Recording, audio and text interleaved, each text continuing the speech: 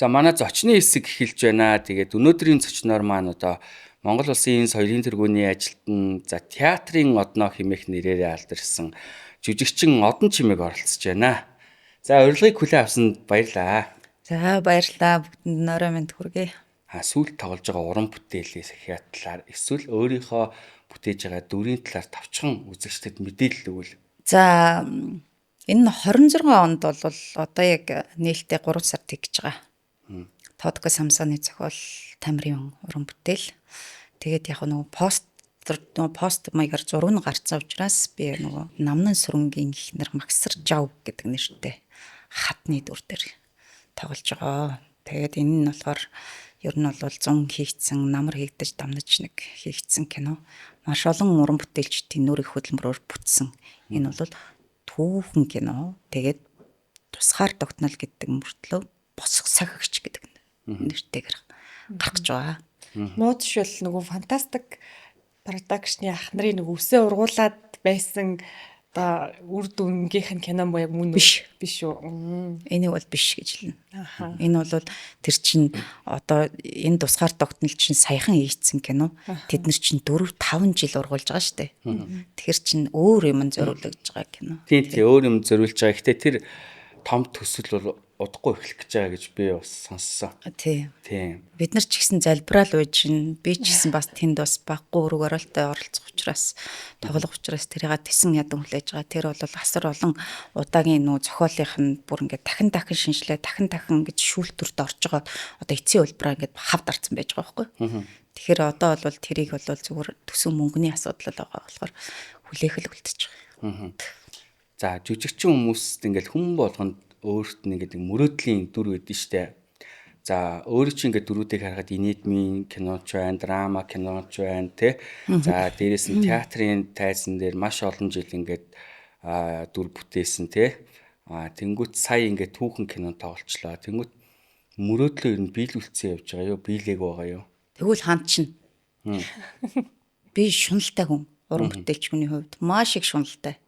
Би ер нь мөрөөдлийнхэн за одоо ингэсэн. Би гэхдээ бас дүр дээр нэг юм одоо ижил төвшөнд одоо жишээ нь би гарцныг хоёрт тоглож дахиад нэг мөрдөгч шимэгтэй ийм дүрд тоглол жоохон яаж яах юм улам ингэж харах юм уу одоо яаж тоглох юм би мэдэхгүй л дээ. Тэгэхээр тэр жоохон давтагдчихвал надад сонирхолгүй байж магадгүй. Тэр бол зүгээр яг хийж үзээгүй юм. Өмнө нь бол гарц кинонд одоо санал ирэхээс өмнө тэр зохиол надад бичигдсэн зохиол киноны зохиол нэг ангид байж 7 ангид болсон. Энэний өмнө хавц тэрэг дээр надад санал тавьжсэн байхгүй. Тэнгүүт нь тэр нь ягаад ч юм битээ ингээд тохиролцоогүй байнгут нь дараа нь тэр бол хавц тэрэг дээр боогийн гол дүр тий. Хавц тэрэг дээр би бол туслах дүр байсан.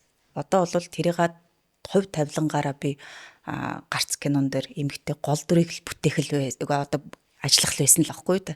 Тэгэл яг энэ зарчмаараа ингээд нэг юм мөрөөдөл биелэгдээл энэ бол өмнө нь хийж байгаагүй өөр нэг ээж өөр нэг хайртай эмэгтэй өөр нэг юм хийж байгаагүй дүрүүд дээрээ тоглох ер нь бол сонирхолтой шуналтай. Ер нь өөрөө чи ингээд дүрүүдийг ингээд зарим дүрүүдийг хараад тахт ер нь тийм ширүүн эмэгтэй дүрд айгүйх тоглоод байдаг санагддаг. Ер нь одоо жишээлбэл гарцын эмэгтэй бол маш тийм боёвик одоо тийм үрдэгч байгаа дээ шүү дээ. Зодтдаг байлддаг ч гэнэ үү тий.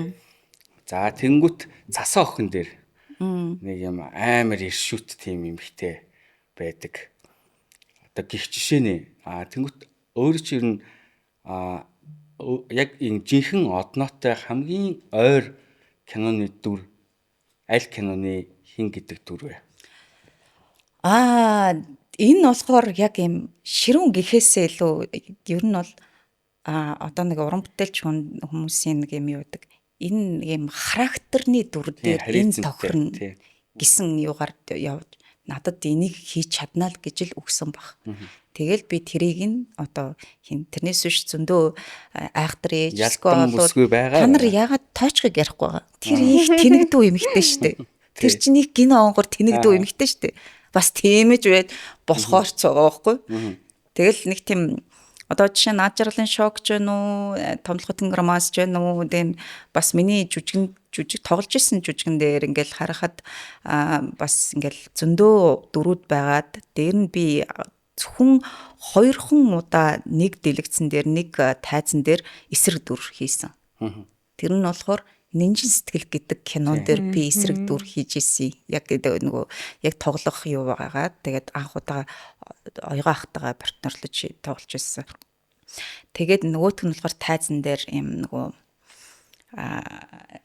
сэржмаа гэдэг нөгөө юуны нэг эсрэг дүр хүний амьдралыг самраад нэг нууц амраг үйж байгаа техник хүний нөхрийг авч сууж байгаа нэг тийм эмэгтэй дээр ажиллаж исэн баггүй. Тэгэл би битүүн тухайн үед бол тэр жүжигэн дээр тоглоход бол нэг тийм нэг дайралтайгаа гүнэн чин сэтгэл дээр бол жоохон дайралт морилтынхаар ингээл нэг юм хүмүүсийн би уг нь бол комеди кино тоглох дуртай хүн байхгүй юу. Нэг драм гэхээсээ ч илүү харизм гэхээсээ ч илүү айгүй гоё фаны тэр чинь гоё ингэж маазарж байгаа л хичмээр санагдал заримдаа хүмүүс нэг хитрхи их шүүмжлэхээс илүү зүгээр сайхан цагаан инээж байгаа дуусгамаар хүмүүс байж штэ тэ тэр киног нэх ингээл нэг юм учир явдал энэ ямар тэнэг яац ингэсэн юм хизээ байсан юмээс гэхээсээ илүү гой зүгээр энийг л дуусгах тийм кинонд дуртай анх тэгээд яг ажралын шокоос ахуулаад ингээд комеди кино одоо бид тэгтээ сүүлийн баг 10 жил ч юу комеди кино тоглосон би тогломоор байгаа. Гэтэ энэ одоо дээсэн дүрээрээ үзэгчдэд юм үзэн ядуулж те хил амд орох ч гэдэг юм уу. Эн чинь ер нь яг жижигчин үний хамгийн гоё жаргал юм шүү. Над тэр бол өстой бүр хаппи байдаг. Яг тэгвэл намайг жишээд нэг чи одоо тэр явж штэ гарцын Ахмад Гэрэлмаа явж чинь тэгэл ингэхтэй Тамлгатлан романс тэр энэ би уран бүтээлийнхаа дүрээр ингэж оглуулна гэдэг бол надад бол за би жоохон тодорхой хэмжээний онц дүн авлаа би F аваагүй явж байгаа юм байна D аваагүй явж байгаа юм байна гэдэг юм дээр үзэгчдээс үнэлүүлээ явж байгаа нь энэ надад бол хаппи байгаа тий. Түрүүний асуултанд хариулт авъя. Тэр нэг жоохон тойрчлоо. Хүмүүс ингэж за надад болохоор штэ тий надад ингээд нэлээд ойрхон санагдаж байгаа нь Насан турштай гэдэг киноны ер нь бол тэр эмэгтэй багш эмэгтэй юм ер нь бол нэг амьдралд хандах хандлага тий нэг тийм айхтар юухаас илүү нэг тийм цаахан тийм хүнд нэг муу санах тийм юугүй тийм одноо бол ер нь жоохон тэр рүү төхөш шүү. Яг нэг жижигчин болгоно тэгэл энэ киноны эн чи яг би өөрөө байхгүй юу гэж ярьдэн штэ тий. Яг ийм л асуулт. Надад тэр ингээд тоглохдоо хүртэл нэг тийм нэх гоё. Энэ их гоё гэж нэг юм өөртөө нэг тийм заавалчгүй хүчлээл ингээл энэ ямар зэвэн үг хэлж байна би миг гэж ингэж стресстгүйгээр тийм жаргаж ер нь уран бүтээл дээр ажиллах дуртай. Тэгтээ би насан туршдаг энэ тэр юм да. Айгу хайртай. Сэргэрийн та яах гэж тогловдоо гэд нэг харамсдаг дүр байдаг уу? Кинонуудтай. Тэр бол эсрэг дүрний жин сэтгэл. Хүмүүс хүрсэн баярлдаг ч гэсэн дээ. Би яагаад тэгвэл ингээд нэг зохиолын уншаад яаж байгаа ч гэсэн яг юм өөрийнхөө хэсэгтээ тоглол явчихна. Бусад хэсгүүд дээр юу гарч байгаа нь яг ингээд боддоор хараагүй байжгаад нээлтэн дээр үзэх мэдрэмж тэр чинь амар аахгүй юу. Бүхэлдээ киногаараа ингээд хар чинь энэ ямар байлаар юм бэ гэж бодогдоод идэг байхгүй. Бас амар шүү дээ. Би нэг ийм асуулт бодсон юм. Ямар дүрд ажиллахдаа өөрийгөө хамгийн их махалж одоо турдаг ч юм уу, таргалдаг ч юм уу, эсвэл толинд өөрийгөө хараад өдөржин дүр тэр дүр дээрээ ажиллаа тэр дүрээсээ гарахгүй тэгж шаналж явсан. Тэр хамгийн их махцуулгаасан дүр ямар дүр исэн юм? Тэр болохоор юу би эндээс явахгүй жүжигийн сэржмаа гэдэг эсрэг дүр. Би тэр үедээ одоо бүр юм маш богино хугацаанд 12 кг турсан. Тэгээд би тэрэн дээр ингээд бүр шүрмэс татаад ингээд эсрэг дүүртэй ингээ яхаар ингээд айгүй их махлагдсан. Надад хамгийн үйлцэн нь зөндөө юунууд бол ер нь бол тамира ер нь их махалдаг штэ гэж нас. Айгүй их нөгөө жүжигчдээс заавалжгүй санснаа авч санаагаа амардаг найруулагч байхгүй юу тамира. Тэгээд тэр нь болохоор одоо бол олон жил ингээ хамтраад ажиллаж байгаа бол чи яг юу хүсэж байна? За би ингээ яг яамаар байна. За тэрийг нь үгүй тэрийг аав. Яг тэрний залгамж нь одоо өваяын бүрнээ Савко хоёр ихгүй юу? Өөртөө зохиолоо бичиж өөртөө найруулдаг учраас тэр нүдэндээ харсан юмаа жүштэйсээ заавалжгүй авч салдаг. Ийм найруулагч нар ихгүй юу? Тэгэхээр зарчим нь яг тийм. Тэгэхээр яг юм хүснийг нь л өгөхгүй л болоод тэд нар бол дахиад нэг яаж ингээд байдаг байхгүй юу? Нэг тийм жишээний айгүй их тийм хүнийг ингэж үгүй чи ойртой дүүлдэ дэлгэцэн дээр ингээд худлаа харагдаад байна гэл ингээд штэ тий. Яг тийм тохиолдлууд айгүй их байдаг. Заавалжгүй нэг хэлэх гээд байдаг. Тэгээ нэг ийм юм ингээд стресс түлээд ёо би чадахгүй байна. Гэтэ ингээд бүр заавалжгүй хийх хэрэгтэй байдаг. Тэрийг ингээд нэг л ингээд өгөлдөө гэл ийм юм дээр зөрчил үүсдэг. Одоо юуны тэр хамгийн сүүлийн тусгаар тогтнол гэдэг кинон дээр би спойлер хийчих гээд яах вэ?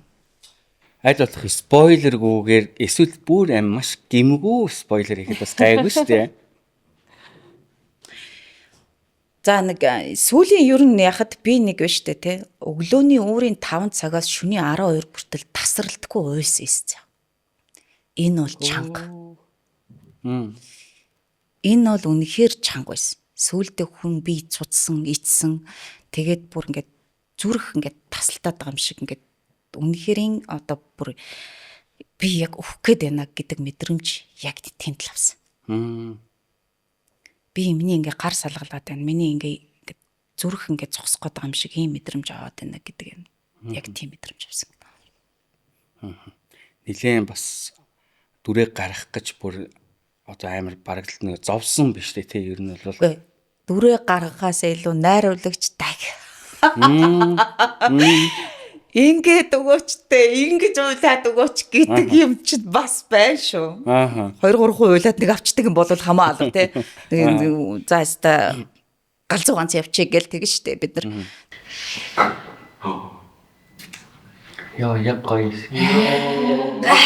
Тав тасарсан уу? Эй.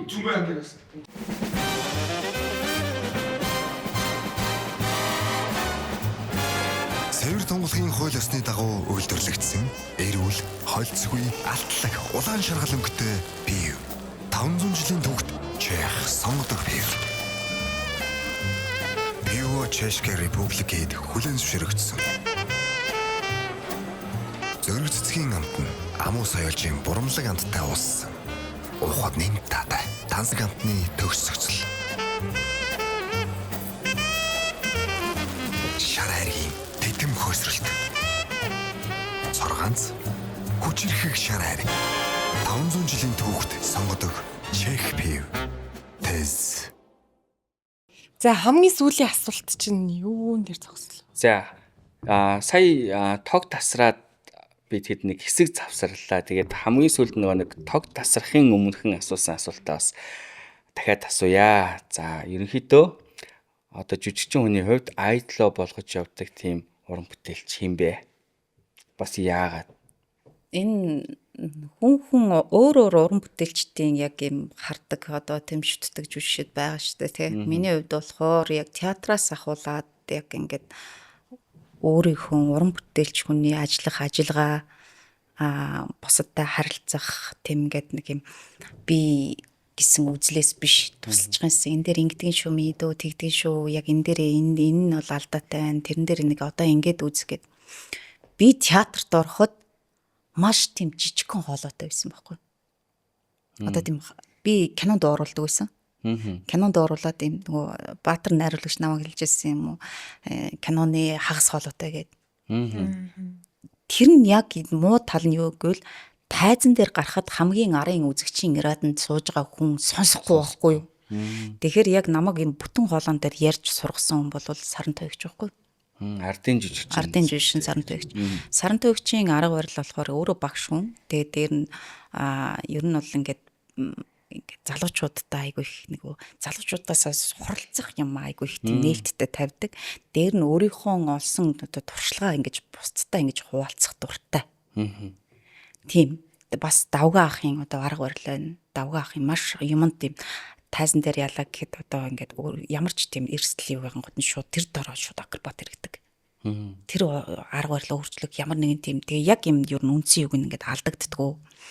Тэгээд ийм өөрийгөө бэлдэх жүжигчний хувьд дүрэндээ орж бэлдэх тэр хугацаа тэр одоо ямар сайндаа ингээд одоо ийм Гамлет жүжигийн ялаа гэхэд ингээд жүжиг эхлэхгээ байж хахад 2 цаг өмнө аль хэзээ бэлдсэн бүр бодог шунхтайгаа бэлдсэн гэд өмдөндөө ингээд үрчтнүү ийм ингээ эндүтчдэг. Тэгээд тэрэндээ өвдөг гарахгүйгээд суух багш. Тийм амар. Тэгэр тэр юм бүр ингээ бүр босоогоор нь явах гэдэг байхгүй. Тэр чинь хүний нэг юм өөрийнх нь нэг юм бүр нэг юм шасанд нь цусанд нь шингэсэн нэг юм уран бүтээлч хүний хандлагууд байгаа.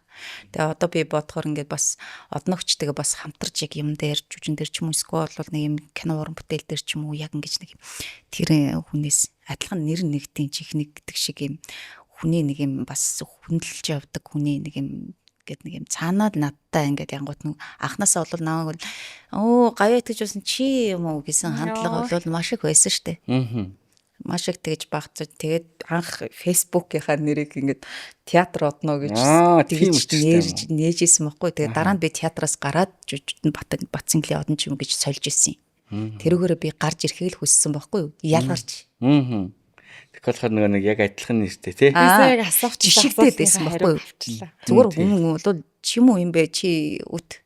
Энэ чинь ийм мундаг жүжигчин байна гэд хүн өөрөө ирэхгүй ингээд хийж байгаа юмар ингээд харьцуулагдаад инкэр чинь энэ залуу хүний үнд ингээд гундах юм байна, шар хөдлөх юм байна тийм байна. Тэгээ яалтчгүй нэг би бас нэвтрүүлгийнхаа ихэнд хэлсэн шүү дээ. Бидний мэдх театр одноо гэж хэлсэн. Нэрэл наад нэр чинь одоо ингээд брэнд болсон байгаа дээ шүү дээ тий. Тийш. Таны хоолойны өнгө угаасаа их өвөрмөц. Энэ өөрөө анханасаа байгаагүй л гэж та хэлж ин л та. Гэхдээ уг суурай та өөрөө яг байсан суурийг хоолойны өнгийг те яг энэ урлагийнхаа мэрэгжлийнхаа явцад бүр улам илүү нээж илрүүлсэн гэж би ойлголоо. Үнэ. Тэ. Үнэ. Нэг юм өвөрмөц юм манай ээж болохоор тэгдэг байхгүй. Энэ одногийн хоолой нэг юм эцэрхийлмээр. Тэ. Амар өвгөнд автмаар эсвэл бол нэг юм хайц зүрмээр айгуу тийм хүчрхэг хоолойтой байна л дээ шүү. Айгуу өвөрмөц гэдэг байхгүй. Би бас түрүү тэгээд ширүүн гэдэг юм яасан байхгүй. Ширүүн гэхэрч айгуу гомдмор штэ. Энийг характер нэг айгуу гоё. Бидэрт бол уран бүтээч хүний өвөнд омогшил төрөх гэдэг штэ. Дээр нэм нөгөө инээд. Одоо 10 жил байхад бид нар ингээд октодроо бөөндөө ингээд нэг юм нэг хичээл дээр ингээд бөөндөө инээж яхад одон чимгээ би ганцаар энийг өгөө багшаа бүгдээрээ хамт инээсэн хүн нэг юм онцгойлж ингэж хардаг байсан. Яг ингэж инээ дээрээ бас айгуу. Тэгээд яг кинонд дуу оруулаад яхаар бас өөрийнхөө дуу хоолойг айгуу өөрчилж сурдаг. Айгуу их тийм кинонд UBS телевиз чинь би чинь бараахтай хамт ажилладаг байлаа штэ. Тэгээд яг Six and City гэдэг олон ангид киноны Шарлотын дүр дээр бас дууруулдаг байсан. Тийм үү. Тийм штэ. За. Тэгээ нөгөө ах トゥ баагаа гэдэг би одоо тэгтээ тухайн үед ерөнхийдөө нөгөө эрэгтэй хүүхдийн хоолойг эмэгтэй хүн дуу оруулдаг. Тэгээд хүүхдийн хоолойн дээр аягүй их таардаг гэсэн. Дуу оруулагч байсныг бол ерөөсөө огт мтээгүй юм байна. Хүмүүс бол ер нь бол нэг мэдгүй. Би нэг юм алганы хэнд яасан чинь би санаандгүй тэг ярьчихгүй. Тэгсэн чинь архиваас UBS телевизээс архиваас ухаж байгаад миний нөө дуу оруулсан кинонуудээс чи би бүр эргээд ямар сонsigдв вэ би бүр гайхсан шүү. Таны хувьд Монголын хамгийн царайлаг 5 эрэгтэй жүжигчин хэм бэ? Топ 5. Мэдээж нөгөө хүмүүсийн хувьд бол ингээл одоо яг 30 дугаар тооч моочгүй үед яхад бид нар чинь ингээл бүгдээрээ ингээд яг юм бааранд орж мэдэгддэг байсан байхгүй бид нар яг ингээд хөгтүүд ингээл манай фантастикных зүгээр ойлгохгүй амар ингээл крашлал те яг тухайн үед яг миний ингээд яг сайхан залуучуудын юунд болохоор манай драмын 5 байсан байхгүй. Драмын 5-таа бол ер нь бол боогийнх ибэх хоёр бол заалчгүй. Драмын 5 гэнэ драмын 4 гэж. Тийм драмын 4.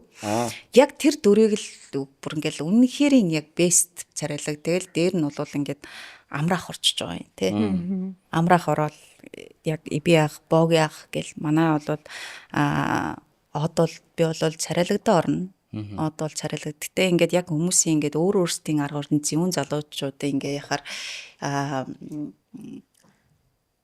за энэ хэд бол ер нь орох юм биш үү? Миний хувьд бол төрүүлээ юу? Үгүй. Яг драмын яг дөрөөс болоод би болоод боогийнх иб хоёрыг болоод хэлнэ. Үнэхээр сайхан залуучууд. Үнэхээр бидний хувьд бол ингээд тэгээд дээр нь би 1-р курс байхад бараах 4 бисэн бохгүй. Тэгээд тэр үед ядж байгаа дипломын жүжигэн тэр тайзан дээр ингээд цав цагаан костюм бич агта энэ ах чи яар царайлаг заах вэ гэдээ харж ирсэн үе байгаа. Яг ингээл 4-р курст чи ийм гоё ах байт юм биш үү гэж харж ирсэн явжсэн. Одоо ч гэсэн ер нь бол ингээл бараах ингээл сайхан залуугийн юмд ингээл ордог штэ тий. Тэгэхээр яг миний яг юм одоо туулсан амьдралын явцын царайлаг юмд залуучуудад болохоор яг ингээд од баяраа ив яах бог яах амраах ямар их завхлан залуучууд хэлж бай тэгээд ингээл бараах энэ ингээд орж ирсэн юм байна шүү. Од гиснээс шинэ үе продакшнд бас 2 жил ажилласан гэдэг өөрөө чи одоо намтар түүхэн дээр байна лээ. Тийм штэ. Тэр чинь бас яа ерөөс анзаарч байгаагүй. Би санаж байна. Би яг нэг номерыг үзчихсэн. Нөгөө тогооч гэдэг нэг номер өгдөө ш. Тэрэн дээр нөгөө аглуу энэ ч хөөх юм уу тэр нь ч хөөх юм уу гэд те тэгэнгүүт агличи тэгвэл тэрийг тэгдээ энийг ингэдэ гэд яг тэр хэсгээр гардаг. Яг тэр мэтчлэн дөрүүд дээр байсан нэг нь би бол санаж. Тийм би чинь зүгээр оюутан тэр чинь тухайн үед нөгөө манай багш чинь суурагш байхгүй юу. Бид нар бол зүгээр яг оюутан байх хугацаанд ер нь юм жүжиглэх бол бүр шийтгэл байлаа штэ. Та нар одоо юу ч хин жишээж юмд юм тоолох дуртай ингээд ингэжсэн. Тэгээд яг 4-р курст яг 2-оос 4 хүртлээ би шинэ продакшнд энийг яагаад орох яг шалтгаан нь би хошуу хөрлөгөр явна гэж ерөөсөө би бодоогүй. Угаасаа миний яг юунд ер нь бол драмын би театрт орно гэсэн юм зорилготой байсан байхгүй. Театрт орохдоо хамт олонд орж үзье. Энэ яг урлагийн тогоонд орохоор уран бүтээлч хүмүүсийн хандлагыг мэдэх гэж би шинэ продакшнд би ороод би ялна гэж би бодоогүй байхгүй. Мэдээж томчуудын хүмүүс үзэн менюсийг хинч мэдэхгүй те. Одоо жишээ нь ингээд уран бид нар ингээд бөөндөө даалгавар аваад за ийм сюжет ямар нэгэн гоё идея санаа бодоо байж байгаараа гэхэд бид нар амар гоё санаа бодоод яхад яг энэ болохоор юм байна гэдгийг авангуудаа тэр гол дүр дээр нь манай ах нар хич нар л тоглодог жишээний ч юм уу ийм байсан үе штэ. Одоо болохоор яг ингээд яг тухайн үе яг тийм болохоор би яг хошуу урлагаар яг явж байгаа 3-4 курстай нөө яг дуу оруулаад намайг дуу оруулж яхад боёх намайг хараад чи манад ингээд залуу шнэр орооч гэж санал тавьчихсан. Тайзан дээр гарах мэдрэмж нь гоё уу, дэлгэцээр гарах мэдрэмж нь илүү гоё юу? Амьд харилцааны хувьд бол тайз. Яагаад гэвэл тэр бүх юм нь шин мэдрэмжээр авч өдөр болгон шин мэдрэмжээр реакшнаар тоглодог. Тэр нь үзэгчдийн реакшн биднэрт бас нөлөөлдөг. Тэгэхээр яг тэр одоо би Монгол хаан жүжигт 4 жилийн дараа тий дахин ийм тайзан дээр гараад яхад тэр их том дэлхийн алдартай тийм Азда топд ордог тийм тайзан дээр гараад ингээ яхаар ингээ өөрөө ирэхгүй ингээ омогшоод ингээ амьсгаад авахцаад тэр мэдрэмж ингээ маш өндөр одоо дүрээсээ илүү ингээ тийм мэдрэмж нь үзэгчдийг мэдрэх мэдрэмж нь алгад ажилтны тэр мэдрэмж нь супер штэ.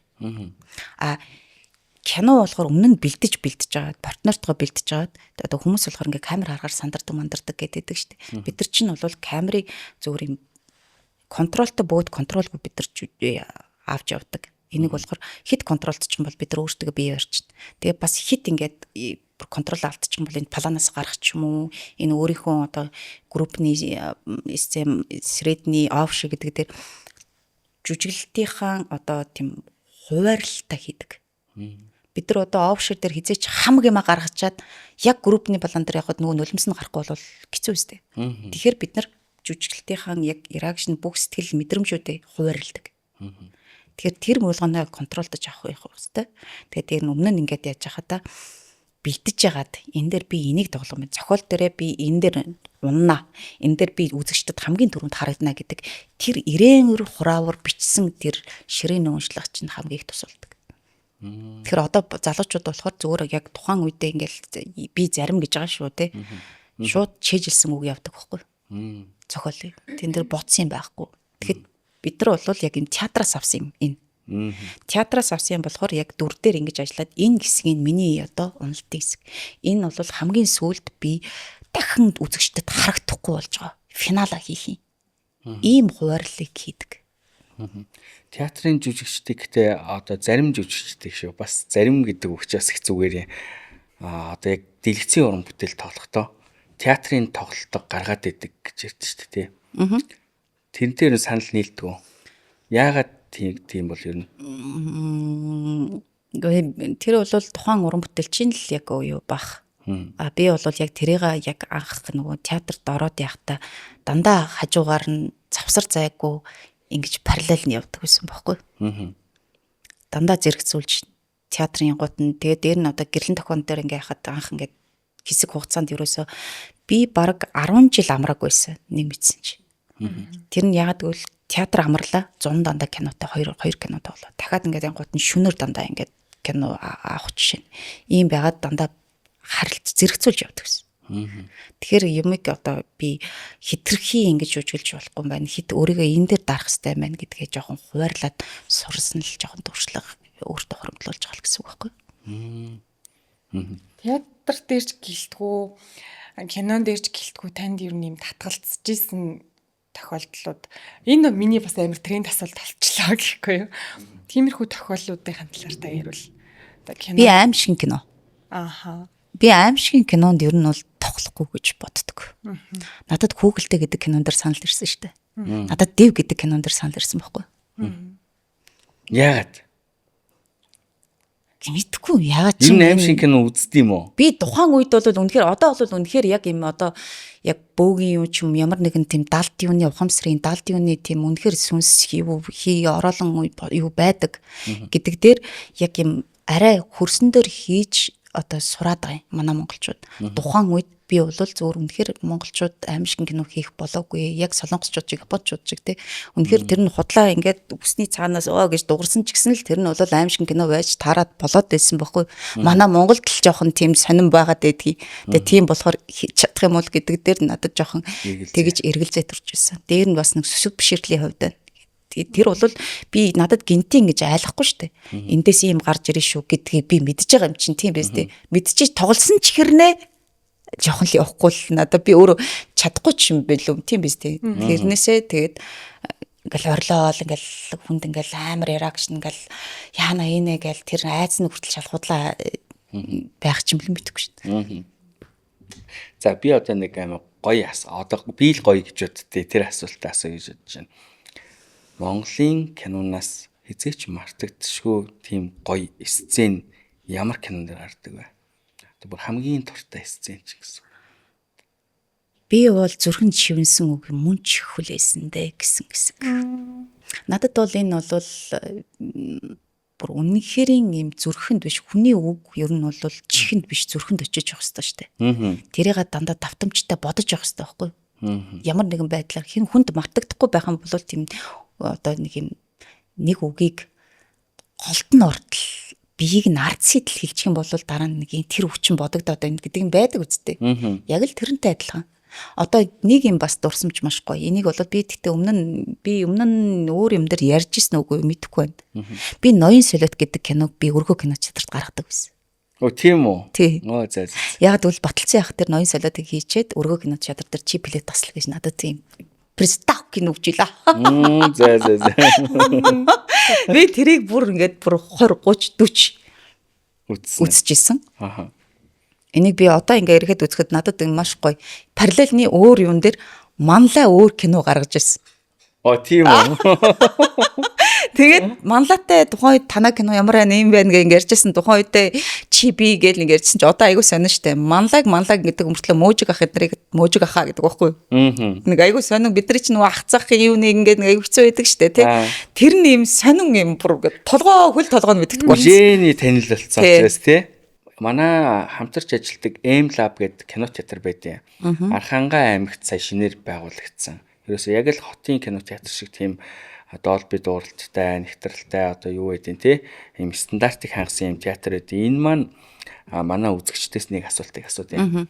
Энэ нь болохоор Монголын хамгийн underrated буюу хамгийн дутуу үнэлэгдсэн кино. За энэ киног хариулахаас өмнө маш сайн бодох хэрэгтэй. Яагаад гэвэл энэ хариулсан киног чинь тэрхүү театрт гаргана гэсэн үг. Тий. Тэр хамгийн дутуу үнэлэгдсэн илүү өндрөөр үнэлэгдэх ёстой байсан кино.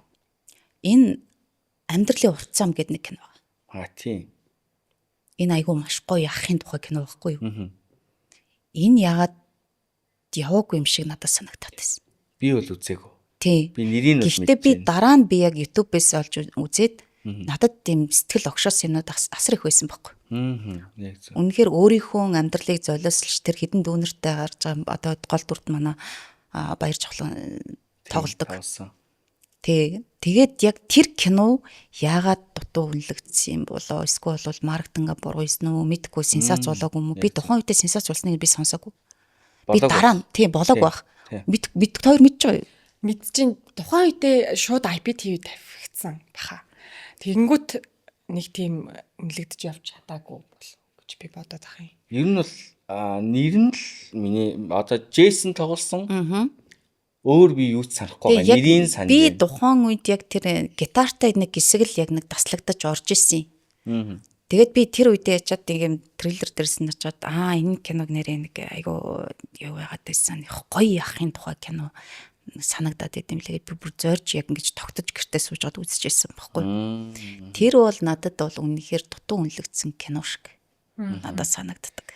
За окей, маш гоё сонголт байлаа. Бас дээрэс нь нөгөө өмнө нь ерөөсөө орж ирж байгаагүй бүр анх удаа энэ кино орж ирж байна. Тэгээд манай M-Lab кинотеатраараа амьдралын урт зам хэмээх одоо жүжигчин одноогийн хувьд дутуу үнэлэгдсэн энэхүү кино бас гаргахыг зөвлөж байна. За тэгээд илүү үнэлэгдсэн кино. Байх ёстой хэмжээнээсээ давсан кино. Гол усаар нэг юм болоод лсэн чинь очоод үзсэн чинь what the fuck гэж утсан кино. Энэ контент орж болох юм уу? Болно шүү дээ. Контент ч одоо уран сайхны кино шүү дээ. За би яг үнэнгээ хэлчихье заяа. Яг дутуу энэ болохоор өмнө нь ер нь нэг юм манай уран бүтээл хийж байгаа залуучуудын нэг юм нэг алдаа байж магадгүй янгууд нь яг тэртээ тэргүй юм хийгээд ямар ч юм үзчих юм чин гэдэг л ийм ханамжийг битээ авчаасаа гэж би боддог. Айгүй аятайх юмнууд хийж агаад те. Айгүй аятайх юмнууд хийж агаад тэгээ яг нөгөө хэдэд нь өндөр ингээ хүлээлттэй байжсэн чинь бодсон шиг байсангүй дээ гэсэн юм нь бол хамгийн сүүлд ер нь бол MFT-ийн шинэ жилийн контент байсан шүү. Байх юмцтай хэмжээнээс хит өндрөөр үнэлэгдээд энэ нь бол үнэндээ бол яг өмнө нь хийж исэн MFT-ийн контентуудаа юу бол ханж хүрээгүй шиг надад санагдсан. Бүтнээр нь яг гэвэл би өөрөө хүлээж тэр залуучуудад дэмждэг маш гоё авьяастай залуучууд юмд хурна гэдэг бол үнэхээр эн чинь бас ажиллагаа ихтэй. Одоо л надад шууд хэлсэн чинь хамгийн түрүүнд надад тэр бодогч би тэрийг зорж үзчихэд ингэсэн байхгүй. Гэтэ тэр бол нэрээрээ MFT-гээр ингээл гаваал гарцсан байх л да. Тэрэн дээр жоохон юу атсан болов уу тийг санагдсан. Тий. Окей. За overrated underrated хоёроо ямар ч байсан хэллээ. Ер нь бас нэг манай подкастын өвдөр оргил орж ирэхдээ за би өстө хэлэхгүй шүү. Хэлэхгүй тэхгүй гэжсэн гоё ингээд зориг ороод эхэлж байгаа биз ярьж байхдаа. Нөгөө би бол яах вэ? Маа дүндэр үнэхээр бас нэг тийм юм санаал дараа нь таарсан чинь та манай киног ингэсэн штэ та манай контент гэсэн чинь лавл тэхгүй байх. Тийм үзэгчийн өнцгөөс чинь үзэгчийн үүднээс би үнэхээр хүлээсэн шүү. Би үнэхээр бас фэнүүдийн нэг гоё тийм залуучууд гоё инээлгэж чаддаг, гоё юм хийж чаддаг, бүр илэг авахаар энэ зөндөө байдаг. Гэтэ яг тэр контентыг бол би үзчихэд бол шинэ жилийн дээр үнэхээр би бүр ингээд инээх гээд инээдээ бэлдээд байдаг штэ. Ингээд тэгсээр хагаад хач гээгүй тэгээд өнгөрсөн шнэ. Бараг энийг ярих нь инээдтэй байгаа юм шүү. За Монголын кинонуудаас биш үү? Одоо яг энэ ярьж явах үед ард явна заяа. За хамгийн гоё хөгжимтэй кино ямар кино вэ? Надад Шар гэгийн хөгжим. Дээр нь одоо Батулзын ахын яг зүрхэн шимс үг. Төгсгөлийн тэр хөгжим. Надад хамгийн түрүүнд яг энэ л хоёр бодогч чинь шууд орж ирж байна. Шууд орж ирж байна. Яг тэгвэл би зүрхэн шимс үгийг би ахыхаа яаж хахад бүр ингээд бүр давтан үзчихсэн. Би чи хөөнтөгч хүн шүү дээ. Тэр киноноос л олж хараагүй юм гэдэг шиг. Яг тэгж надад санагдаг. Би Батүлзийн ахыхаа ер нь бол их тийм гүн рүү орсон ухаарлын тэр юмд хүнд текстээр хүний зүрхэнд хэлэх тийм текстүүдийг голыг олж зурж хэлдэг тийм найруулагч. Үнэхээр ахыгаа бол баавгайгаа бол шүтдэг. Тэр ноён солиотын тэр өгнүүдийн зарим юм зүүн өгнүүд таацтай өгнүүд байдаг байхгүй. Тэр нь дараа нь ингээ бодогдоод байдаг. Одоо би буруу өргөдөр ч гэсэн ахтагаа дараа сүлд ажиллаад ингээ яхад буруу өргөдөр ч гэсэн ингээ барсагийн өгөр энийг ингэж хэлмээр байна. Энэ үг юм чухал шүү гэж ингэж хэлж байгаа байгаад. Тэр айгуу чухал найруулагчийн айгуу тийм жүжигчнэрээ дамжуулаад тэнд хүрэх гэж байгаа тэр хүмүүсийн үзэж байгаа үзэгчдийн сэтгэлд хүрэх тэр голыг олж хэлэх үг текст хөгжмөнтэй нийлүүлж уялдаа холбоо наалдуулж хэлэх чинь амар чухал. Харин тийм. Тэгээ ингээ сэтгэл нь ингээд байдаг ардталт нь юм хөгжилтэй аяад байвал бүр хог үстэй тий. Яг тэрнтэй адилхан яг сэтгэлийн яг тэр утсын хүндсэн дээр нь тэр яг утсын хүндсэнтэй нь яг уялдуулсан тэр хөгжим тавиг гэдэг бол тэр хөгжмийн зохиолч юм бас яруу тансаг яа бас мэдрэмж шүү дээ тий. Тийм сүүлийн үеийн кинонууд энэ юм диалог дээр юм маш бага ажилдаг болсон юм шиг надад санагддаг. Одоо алтан үеийн кинонууд жишээлбэл нөгөө юу гэдэг хайртай гэдэг үгийг тоглоомоор хэлж болд юм уу гэдэг шиг хизээч хүнд мартагдчихгүй тийм текст диалогууд сүүлийн үеийн кинон дээр маш цөөхөн болсон юм шиг байхгүй гэх нь хайшин те цөөхөн болсон юм шиг санагдав. Тэрийг бас гэхдээ яаж хэлэх вэ гэдэг нь чухал. Энэ гоё текстийг ингэж хэлээд байхдаа яадаг юм бэ гэдэг нь бас байдаг шүү дээ. Бас тийм байж болох юм тий. Яг зөв. Сүүлийн кинонууд ер нь өөрөө ч одоо яг алтан үеийн кинотой бол хийж харьцуулахгүй. Манай нэвтрүүлэг нь алтан үеийн кинонууд ерөөсөө огт оролддог. Сүүлийн үеийн киноны хөгжил ер нь ямар шатанд яваа вэ? Би бол үеийн өмөрнө. Би өөрийнхөө цаг үе дээр л амьдарч байгаа юм байхгүй. Алтан үеийнхнаасаа тэр яг байглаасаа тэр заягдсан тэр юунуудыг бол хизээч үүсэхгүй. Тэдрээсээ авах юм. Би бол өөрөө манай өвөө гавьяа жүжигчин осор гэж жүжигчин байгаа.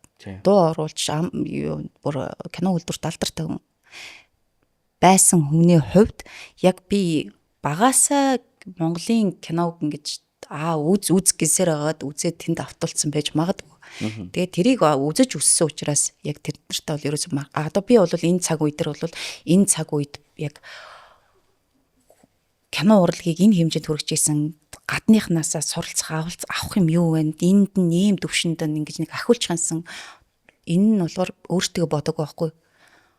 Монголын үзэгчид гадны кино үзээд шагшрахаас илүү Монголын кино бас болж штэ гэдэг юмыг юм бас нэг сэтгэлийг нь бас нэг юм хөдөлгөх одоо тийм хэмжээний сайн уран бүтээл хийхин төлөө зүтгэж байгаа штэ. Бид нарт давууштай байгаа бас хаях юмнууд байгаа. Тэрнээс хаях юм бол энийг нь бол бас суралцсан штэ. Алдаан дээрээс суралцсан. Тийм болохоор бид нар бол энд бол бас кино урлагт бол тодорхой хэмжээний хүүшээ 90 онд тэр агшин магшинаас ахуулаад тэр нэг хэсэг кино урлаг бүр навс унсан штэ. Юу вэ? Аим шиг кинонууд гардаг байсан штэ. Тэр киноны хийцүүдийн ажууд одоогийн яг бидний үеийн яг кино яг одоо энэ хөгжил хамаагүй дэвшилттэй хамаагүй бас орчин үеинд бол бас болж штэ гадны кинотад дүүц хүч гадны кино үзсэн юм шиг боллоо гэдэг гимиг тийм магтаал аавна гэдэг чинь уран бүтээлч хүний бидний чинь бас том шагнал штэ. Манай өвөө нэг амьд байхдаа яг хэлж исэн үг нь байж одоо фэйсбүүкээр бас яваал гэдэг. Тухайн одоо цаг үеийн алтан үеийн жүжигчдийн яриад юм байна л да. Манай үеийн жүжигчид одоо орчин үеийн залуу жүжигчтэй маш их шүүмжлэх юм аа. Тэгээд өөрсдөө маш их магтаж сайрах юм. Яг нарийн ярих юм бол бид нэр одооний орчин үеийн жүжигчдээс илүү алдаатай байсан гэж хэлж исэн. Тийм. Тийм, яг тэгж хэлж исэн. Яг тэрүүгээрээ бид нар бас яг одоо ханддаг залуучуудыгаа маш их дэмждэг. Эн чинь бол өсөж яваа ирээдүйтэйгээ хамт зэрэгцэж алах хэрэгтэй шүү дээ. Тэгэхээр тэдний сэтгэлгээ, бидний цаг үе бид нар чинь яг юм театрт байхад яг одоо алтан үеийнхний ган төмөр том тэр жүжигчтэй өчнөө мундгууттай энэ зэрэгцэж бид нар байж исэн хувь тохиол байсан. Одоо болохоор яг юм гот нь цаг үе дээрээ залуучууд болж штэ чадж штэ энийг дэмжиж барий. Тэнгүүд нь бүтээлийг нь голохгүйгээр бид нар бол саналыг нь бас хүлээж авахд бэлэн байдаг штэ. За тэгээд таны хувьд за одоо ажиллаж үзсэн найруулагчдаас гадна ажиллаж одоо үзвэл бас их зүгээр санагддаг ч гэх юм уу те. Тэр хүний найруулсан кинонд бас тоглох юмсан гэдгийг битүү хүн боддог тийм найруулагч байдаг уу? Айгуу гоё асуулт. За би болохоор ингээл халзанлагаахтаа тий ахтагаа авахтагаа жижигтэй тамираа ингээл нэг юм одоо зөндөө олон одоо түвшин найруулагч гэлээ тий бүгдийн байна. Одоо тэнгуут яг одоо би бодохоор найруулагчийн хувьар кинон дээр найруулад яг яхад би одногчийн кинонд тоглож үзмээр байна. Амьдагийнхаа кинонд. Тийм. Одногч хамгийн гол нь сүлд ер нь уран бүтээл баг хийхгүй байгаа юм шиг байна тий. Мэдгүй байна. Ер нь бол хийхгүй байгаа. Солиот ихээс хойш баг юм хийсэн үү? Хийсэн нөгөө хөөхөн ээжтэй охин Тийм сүнэдэ тэр удаа тий. Тэгээ бас нэг олон ангид нэг яг нөгөө жүжигчин бараа охинтойгоо тий олон ангид нэг кино. Тэр кинонуудаа өөрөө найруулдаг юм байлээ. Тийм. Бас нэг уран бүтээлч байгаа юм байна. Найруулагч Жаминсрүн найруулагч. Жаминсрүн найруулагч. Кинон тоглох дуртай. Хүсэж байгаа. Тэр хүн яг ямар өнцөг хардгийг, яаж хүнтэй ажилтгийг, яаж уран бүтээлчтэй ажилтгийг тийм. За тэдгээр найруулагчдын кино тоглохыг хүсдэм байна. За тэнгуут жүжигчин хүн ингээд нэг ингэдэг гинэ нэг үе үеийн бодол орж ирдэг гинэ. Пүүст яах гэж энэ тоглоо. Эсвэл нөгөө ямар амар хэцүү байваа. Одоо тулгардаг саад бэрхшээл гэх юм уу те. Бидний нүдэнд бол ингээд нэг юм үзэгчдийн нүдэнд те нэг юм амархан юм шиг харагдчихээн те. Юм жаргаад яваад зүгээр л юм од л харагдаад идэг гэж болно шүү дээ тийм олны танил амар гоё од хүн яг энэ дублийн ард хамгийн юм хүнд юмнууд юу болдог вэ бидний мэдгүй зүйл гэсэн яригддгүү дэлгэцийн ард байдаг бидний чинь юм одоо арын яг уран бүтээлийн ардах юм бүр хэцүү штэ. Бидэрт бол үзэгчтэй бол бэлэн болсон бүтээгдэхүүн өгч штэ. Тэгэхээр яг жүжигчний арт бидрээс найруулагч асар хүнд юм шаарддаг. Тэрийг нь бид нэр хөнгөн маягаар ингэж энд зовсон багтаа гэдэг мэдрэмжтэй төрүүлэхгүй л байх хэрэгтэй штэ тий. Тэгэхэд одоо ингээл яг миний үүх түүхээс ярихад анх удаа онох тухай би яриаггүй шүү. Би нойргон онох дуглаар ерөөс энийг ярихгүй. Би 7 хоногийн турш 2хан цаг томлогот дээр яг өөрөөр 6 хүртэл ахуулаад 9 драмын театрын ажил ороход би яг 7 хоногийн хугацаатай өдрийн 2 цаг унтчихсэн. Энэ тухай би яриаггүй. Яг тэрний наа тухай чинь амар байна сонсоход. Тий. Яг тэгвэл энэ чинь шахах гээд байгаа байхгүй юу? Тий нөгөө зураг авалтаа шахах гээд. Тэгээд би чинь театрын уран бүтээлч хүн учраас энийг одног бушуухан суллыг гэдэг инкер миний сценд шахчихж байгаа байхгүй. Тэгэхээр яг энэ дээр бол нойрны асуудал юусоо ярихгүй. Тэгээд би чинь тэр үед одоо яг кофе чин байх энд хамгийн том шалтгаан нойроо ингээ яханд бол сэргээ швайгаар эргэлж өдрийн 4-5 кофе уух бол наацах. Тэгээд яг тэнд чинь нөгөө аз жаргалын шок дээр одоо нэг юм баяраа ингээл нөгөө талд нэг юм ярьж идэг юм аа. Тэгээ ингээд тэр чинь өөрөөр авсан зураг. Тэгээ би ингээд хажууд нь хөвж байгаа. Үнэнгээс унтцсан. Яг тэр балаан яг орцсон байдаг байхгүй кинон дээр. Тэгээд ингээдсэн чинь би яг нэг тэнд нэг юм юу ярьсныг нь ерөөс сонсоогүй. Жилөө. Нойроо нэг хэлсэн хэсэг орцсон байдаг байхгүй юу? Тэр бол жинхэнэ нойр байсан. Яг үнэнгээс унтаж исэн хэсэг байхгүй юу? Кинонд орцсон баг мó одоо үзүүл байгаа юу? Бага. Өө за. Бага. Тэгээ яг тэр хэсэг ингуутан дээр нь одоо ингээд буруу өрөг найруулсан манай аавгах ингээд баяраа битэрийн яг хамгийн яг буруу өрөг киноны хамгийн ихний сцен би амьдралдаа анх удаага одоо нүцгэн хөхөн гаргасан хэсэг орсон. Тэгээ тэрэн дээр яжсэн чинь тэрний өмнө ингээд ард нь ингуут нь жижи бид нар жижи гэж авгаалдаг байхгүй аваахаа. Тэгэлсэн чинь за энэ баяраатай энэ хойлох сцен дээр чи юу өмсөх гэж юм гэлсэн чи би ингээд сарпанта үйжсэн юм. Ингээд сарпанта үйж яах вэ гэдгсэн чинь үгүй. Шууд тулгаал хосод эзэж хойлохна байхдаа нэг би бинээс ичээд байдгүй. Хайл гэлсэн. Тэгэл би чи өөр эгэ харангуут аав ах маань найруулж байгаа. Хамаат маань гуяа маань зураглаач хийчих. Туслах найруулагчаар манай бас үеэл хаан сүндэр найруулж байгаа. За тэр үлдээд бусд нь гараа гэдэг. Тэгээд тэдрийг яг үлдээлгээд бит хоёр дээр сексиг сценыг яаж байгаа байхгүй юу. Тэгээ ахыхаа хажуу тэгэл дуграал сцен тэгэж тоглоолох бас тэрний тэр бүр тэрийг дараа нь бүр дуу оруулалтан дээр тэр дууг хийх бол бас л. Тэгээд манай ах за ах нь гарч яах вэ гинэ тэр дуу оруулалтан дээр за болооч та жижи та бүхэл бүтэн бүр тэр сцен дээр тэгэж дуургаж тоглуулчаа тэгээд баяраг ингээд дээрээ доороос нэг хараад бит хоёр ч хурж орж. Тэгээд бүр баяраа игээд бүр бандаж шувтал бүксөө гарга гэдэг яа. Тэгээд бас 37 дугаар тоочк дээр байгаа байхгүй юу? 37 дугаар тоочк дээр ингээд ганчуу битэрийн яг юм нэг ингээд орон дотор юм сексистик сцен бүр ингээд оволцуулдаг байхгүй юу? Тэгээ мэднэ үстэй. Яг тэр хэсэг дээр бүр ганчуу битэр тэр дотор хүнчил дотроо дурстай тэр илгээ гүшл инээгээд өшөө дэшиг би чи бүр бараг бүр үсэрч байгаа юм чи тэр тийгч одоо бүр секс хийн гэж юу аах вэ? Тийм биз дээ арайчтэй бас тий. Гэтэ тэр бол 37 дугаар тоочгийн бурмаа тэр хоёр л хийн. Тэгэж хөлөөнд ширүүлсэн байгаа байхгүй гэдэг. Тэгээд тэр яг сайхан тал нь бол хөгжилтэй явдал нь бол тэрээ. За сар явдал бол бас асар олон гэмтэх магадлал маш их байгаа. Одоо ажралын шок дээр тэр тамирал авахгүй да ингээл яг гал авалзаал гал руу ороод ингээл хүүхд авардаг хэсэг дээр ингууд нь яг ингээ хажууд ингээ гал гараад агаад тэнд нь ингээд нөгөө юм хаймар шиг юм шатаага тэрийг удаан байгаа тэр дуусахаас өмнө палан дуусах хэвээр зураг авч дуусах хэвээр тэнгууд нь янгууд за одноо шатар дэшиг гүүгэрэ гэсэн чи би нөгөө тэр шилэн төркөтэй ингээ холоор гүйтсэн чи гээгүй чи ойртод гүйчгэлтэй гэн хамгийн гол юм чинь тэр юм бэрхшээлийг ерөөсөө мэдэхгүй байхгүй эмэгтэй хүн шилэн төркөө өмсгөд гал руу ойртгоо шууд тэр нь умаага наалтаад байгаа байхгүй бүр би рүү тэгэхэд бүр ингээ гүй би ингээд ингууд нь шалтгаан ярихгүй ааха зүгээр ойртог үүчгэлдээ камерны дэлгэсэн дээр чи шалгуудлаа харагдаад байна штэ гэд. Тэнгүүд би чи баатар тэгэхээр зүгээр гогчноо тамира би түлэгдээ үхэх. Зүгээр ингээд бүр баг ингээд галын хажуугаар наалтаа гарсан штэ. Хамаг наалтуулаад.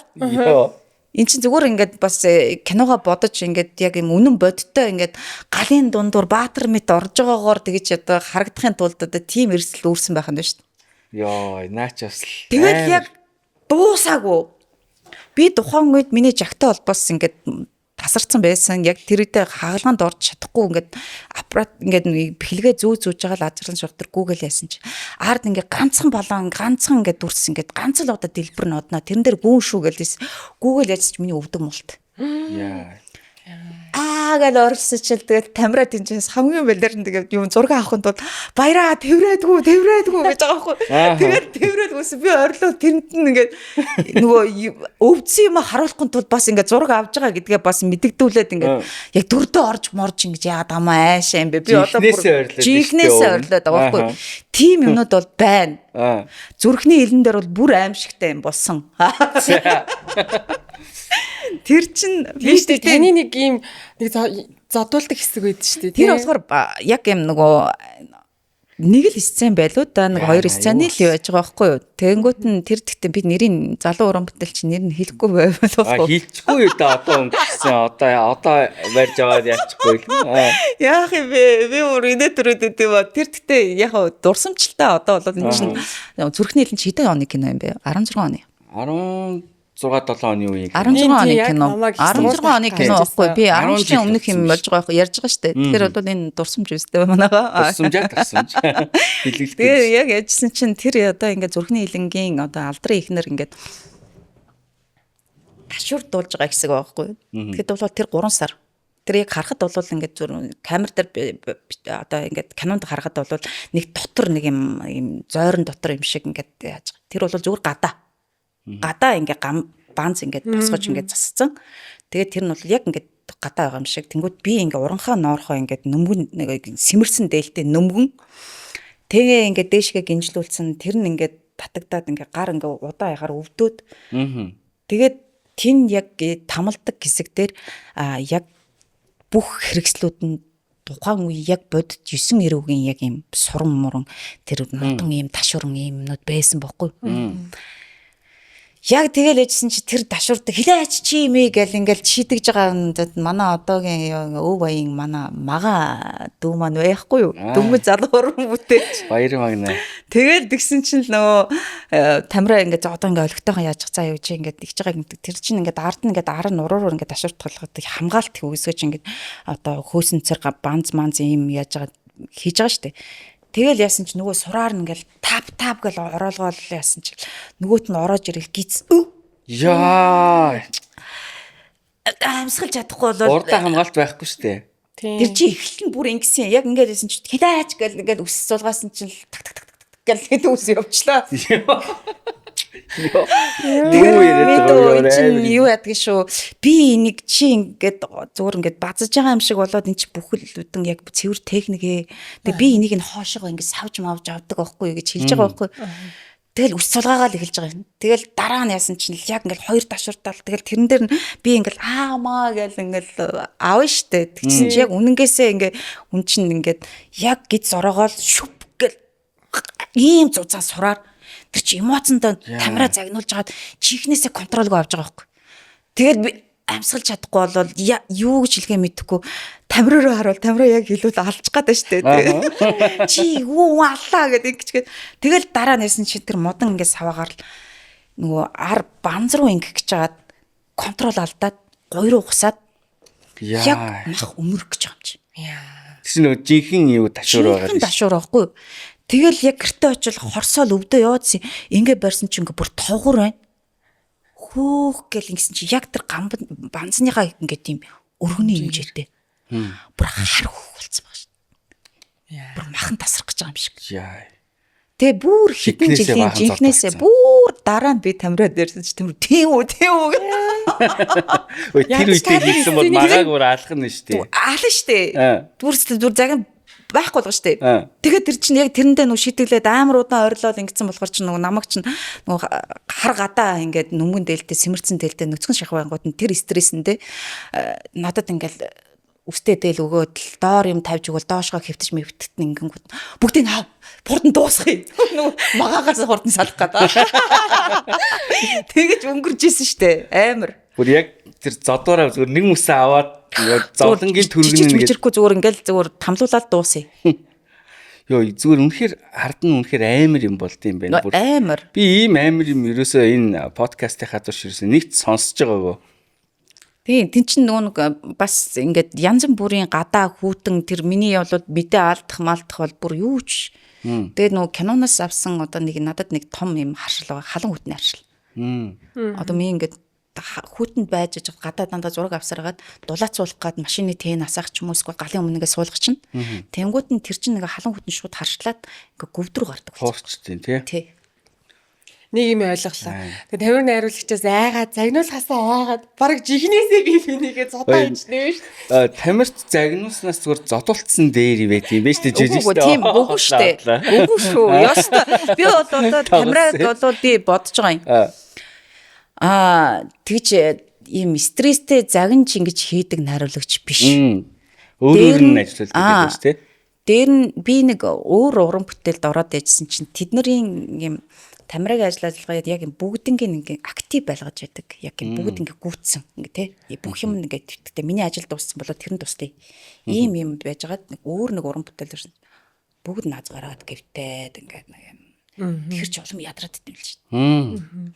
Яг тийм бүгднгийн ингээ сэтгэлтэй ханд би бинтээ тусал чиний хэсийг дуусчаавал эндээ тусал энд нь бүгдээр гэрлээ урдаар ингээ зураг хурдан дуусгахын тулд яг тэрийг нь эрчимтэй байлгадаг тийм нэг юм яг юм бүр формжилт бэлддэг найруулагч. Яг тэрний яг яалчгүй тэрийг бас ингээд өөийнхэн ч авч явж байгаа, савкач авч явж байгаа. Яг ингээд бүр ингээд бүгднийг хөдөлгдөг. За. Тусгаар техник кино руугаа орно. Одоо ингээд дүр болгоны постэр ингээд тусдаа гарч байна. Тэ. Манай одоо Монголын кинонуудын постэр чи ер нь бол тэгэл нэг л гардыг штэ ер нь бараг тэ хөвтэй юу босоо юу гэдэг шиг тусгаар тогтнол киноны маш их анхаарал татаад байгаа зүйл нь болохоор энд ерөөсөө 1 2 гол дүр гэхгүй яг бүгд гол дүр юм шиг ингэж орж ирээд байгаа байхгүй юу. Энэ маш их анхаарал татж байна. Тэгэхээр энэ дөрүүд нь ер нь бол нэг 2 3 дүр тойрсон гэхээс илүү бүх дүрүүд төр тодорхой хэмжээний сүшет юмнууд нь тэнцүү хуваарлсан байгаа даа юу.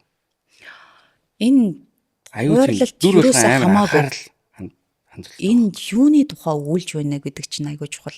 Энд бүх оролцсон тоглогдож байгаа хүн бодит болон зохиомлоор гаргаж ирсэн бүгд дөрүүд байхгүй. Бодит яг ийм бүр тухайн үеийн яг ийм хүн байсан гэсэн. Ингэсэн гэсэн, тэгсэн гэсэн гэдэг юм чинь бүгд энэ чинь судалгаатай. Би болж исэн, амьдарч исэн хүний яг юм түүх өгүүлэх гэж байгаа учраас энэ бүгд гол дүр шиг.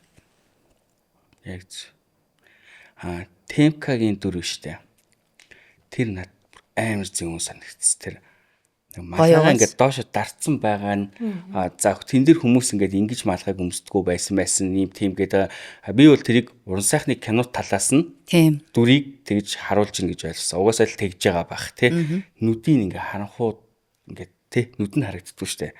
Тэр бүр амар бас харьцантай амар дүр амар эсрэг дүр байгаа болов уу гэж би бас гордож байна. Тий. Гэтэ яг хаа түүхэн кино чинь мэдээч түүхээ одоо нэг 70-80% нь барьж уран сайхны нэг 20% нь ч юм уу байгаа бах л та тийм ээ. Яа та ингээ амар татаа тунгаадаад байгаа байхгүй. Яг бол яг амар тэр пострууд нь ингээд яг биднийг яг ингээд ийм одоо ингээд нөгөө гжигдээд байгаа л хэлбэр штэ тий. Тэгэнгүүт яг энэ яах гээд байгаа юм бол гингүүд би бол за нэг тэр хавцаа юм байна тэх юм байна гэж бүр бодмоорг байгаа. Зүгээр л шууд юуж бодохгүй л үзмээр байгаа. Яг одоо жишээ нь ингээд нөгөө Хүлээлттэй амар өгөөд надад байгаа. тэр Тодкос хамсааны яг нөгөө Тодкогийн тухайн үеийн тэр үед амьдарч ирсэн хүн. Тийм хошууны тийм хэрэгэм зэргийн цолтой ийм хүний гэдэг юм өв түүхэнд биччихэд тэр доор нь тавина гэдэг бол надад бол хамгийн зөв.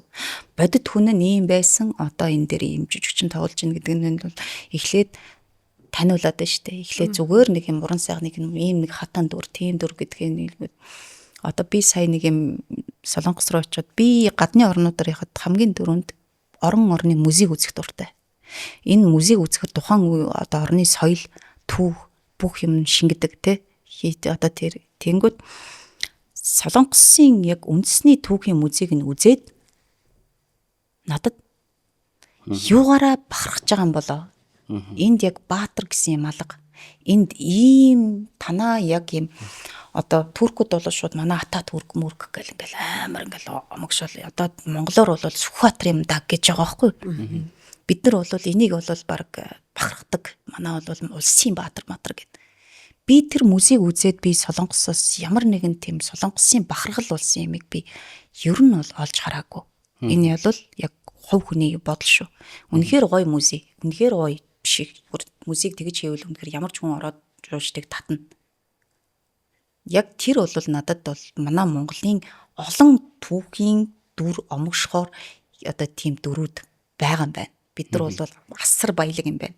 Дээр нь бас нэг юм хувь хүний нөгөө одоо имзэглэл гэх юм уу да одоо Чингис хааны музей те Чингис хааны музей гэдэг нь энэ тусдаа Чингис хааны музей, тусдаа бараг хүннүгэн музей, тусдаа энэ хувь тусдаа амар олон түүх үзүүлэх харуулах тийм юм байхаар юм.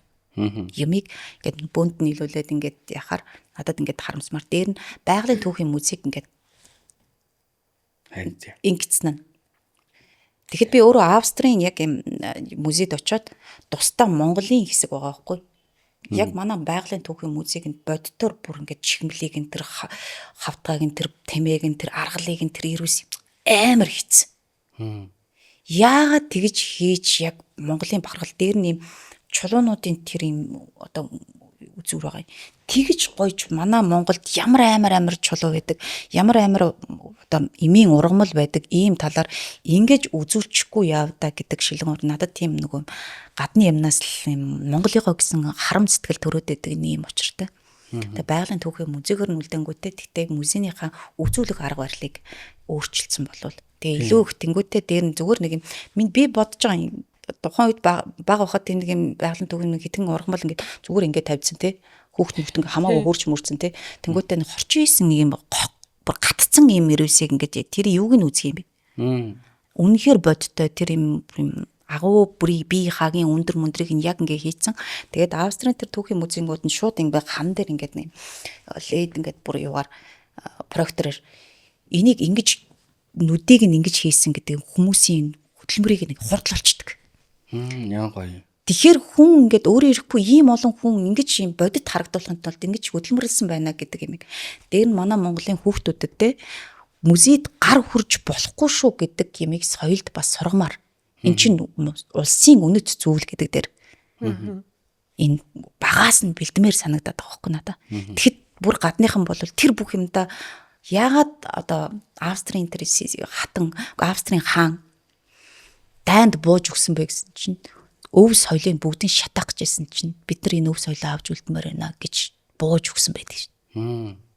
Тэгэхээр энэ өв соёл энэ өөрсдийн хийсэн одоо соёлын юмгаа ингээд харан байх хэвээр.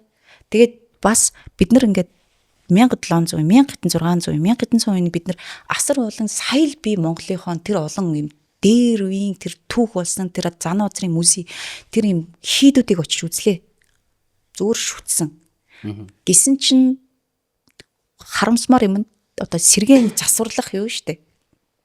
Сүмийг сэргээн засварлах ламнар нь хамбууд нь ярьж байгаа. Маш их харамсмаар. Сэргээн зассан энэ тэр одоо сүм нь жил болгон усаалддаг. Тэр нь ингээд эвдэр цороод ингэдэг. А тэнд хэдэн 100 жилийн түүхтэй тэр юм сүмүүд нь бусдын зүгээр байж идэг. Тэгсэн чинь сэргээн засах гингууд нь манайхан шиг зүгээр юм хашааны бор бодгор будчихдаг гинэ. Тэгэхэд нөгөө сая юунд Францад ядаг сүм биш үү шатдаг. Тийм. Нотр-Дамын сүм музейг нэ штэ тий. Тухайн үед тэр засвар хийжсэн намайг очиход би бүр тэрийг очиж үзье та гэж байхад тэнд нь хашаан дээр нь хийх арга барилыг нь фотогоор оруулаад яг музей шиг болгочих жоох. Яаж гэсэн чинь тэр яг тухайн үед шатсан юунаас нь энд юу ямар найрлага орсон бэ гэдгийг тэрийг нь судлаад тэрүүгээр нь гаргаж ирж яг тэр яг найрлагаар нь бий болгож олон жилийн түүхтэй дахиад тийм сүм хийж байгаа. Тэгээд Тодко өөрөө хэлжсэн яг би яг сэргээн засах гадны сэргээн засах тийм юуны анги төгссөн. Энэ яг холбоогоор ажиллах хэрэгтэй юм байна. Энэ улсын өв гэдэг юм дээр харан байх юмыг энэ гадны юундаас ингэж зүгээр нэг хашаа боддог хэдэн засварчны гут нь би чадна гэдэг ийм компани гут нь тэр түүхийн өв соёлын юунд яаж хандах хэрэгтэй вэ гэдгийг бас соёлд суралцах хэрэгтэй. Яг зөв. Ер нь бол нэг эргээд нөгөө үлдэх юмаа хийхгүй зүгээр өнөөдөрт зориулж хийгээд тийм ээ. Бүх хамбууд маш их харамсдаг бид нар энэ дээр яагаад чухалчилж үздэггүй. Яагаад энд гадныхан ирээд яхад энд нь ийм учиртай гот зүгээр ингээд яг өөртөө нь хуучны юмнууд нь ингээд тэр чигээрээ гоёроо байж байгаа байхгүй юу. Тэгэхэд хажууд нь сэргэн заасан зүгээр юм гялгар юм лакан юм бор бодгор бодоо айцсан. Би бүр ингээл хараал зүгээр яана ингэж засвар хийхгүй штэ ингэж яахгүй штэ яагаад энийг бэлдэхгүй байгаа яагаад улсаараа энийг ингэж чухалчилж үзэхгүй байгаад нь жоохон уран бүтээлч хүнээ жоохон харамсал төрсөн тий.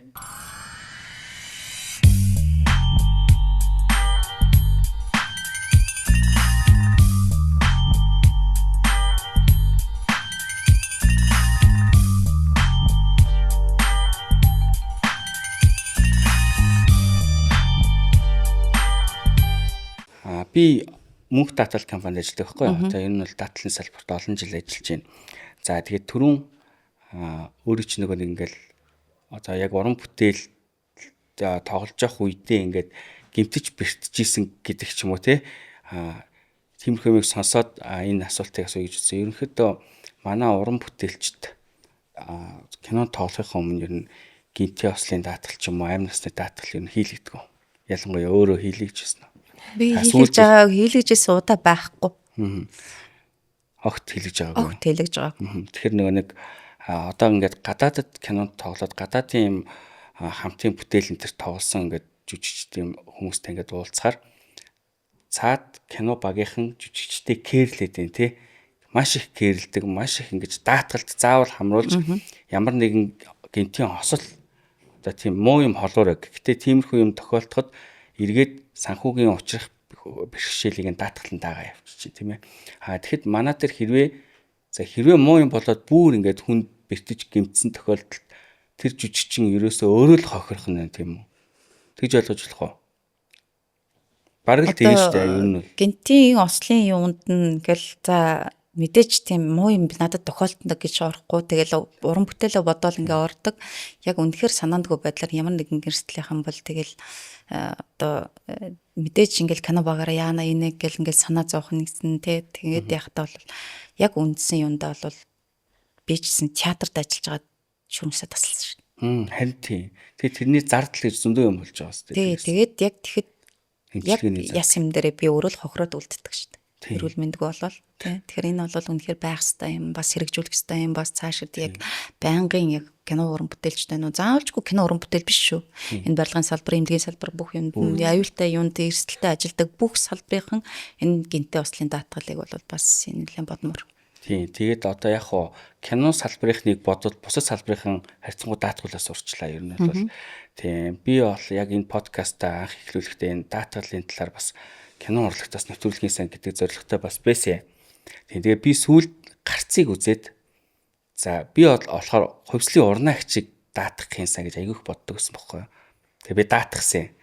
Тэгээд дараа нь би гарцыг үзээд нөгөө нэг миний мэддэг одноогоос бүр шал өөр одноо гараад ирсэн учраас за мань хүн ер нь даатуулах болцсон байна гэж бодсон бохгүй юу. Энд чинь зодтолтож модтолтоод өнгөрч унаад нь штэ. Тэгэхээр чи эмхтэй хүн штэ. Тинчээ нэг юм экшн амар эмхтэй яваад байдаг. Гэтэ ясмэн дээр бол энэ тий зүгээр ингээд эмхтэй хүн одноо гэдэг юм эмхтэй хүн байгаад байгаа байхгүй. Тэгээд би заавал даатуулаасаа гэж хүссэн. Тэгээд юу хэлэх гээд байна гэхээр өөрөө чинь өөрийнхөө одоо энэ маркетинг би энэ мөнх даатгалын маркетинг хариуцсан захирлаар ажилладаг байхгүй. Тэгэд өөрөө чинь манай компани зүгээс даатгалт гинтээ ослын даатгалт хамруулж байгаа. За маш их баярлалаа. Энэ бас гоё том байна. Хамгаалттай даатгалт хамруулж. За акшн кино юу болоо? Тий. Даатгалтай хүн биш үү те?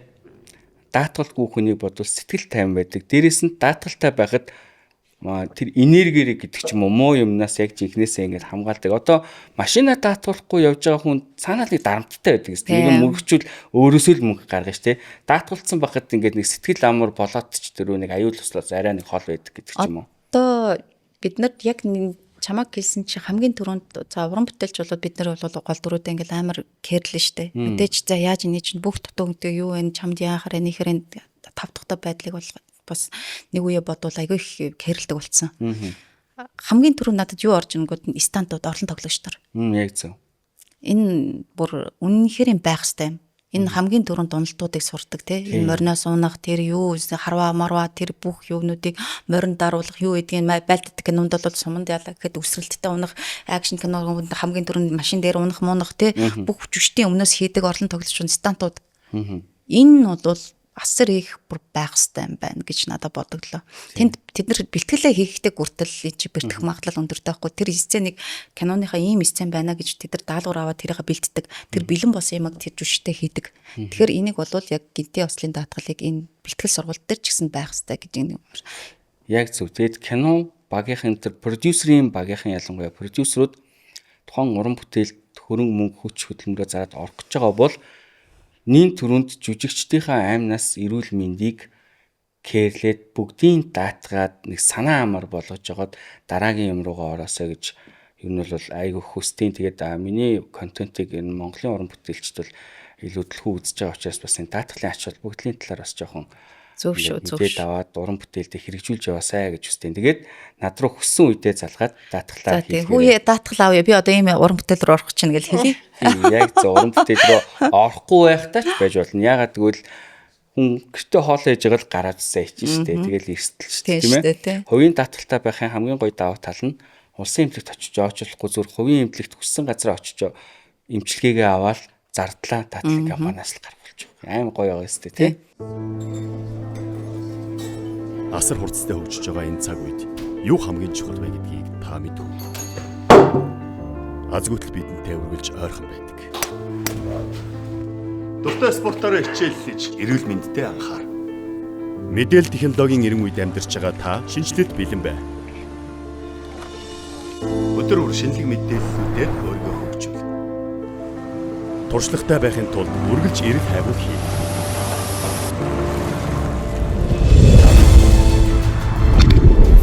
Адал явдлыг хайж амьдралын сайхныг мэдэр. Стрессээ тайлж салхи татуулан байв.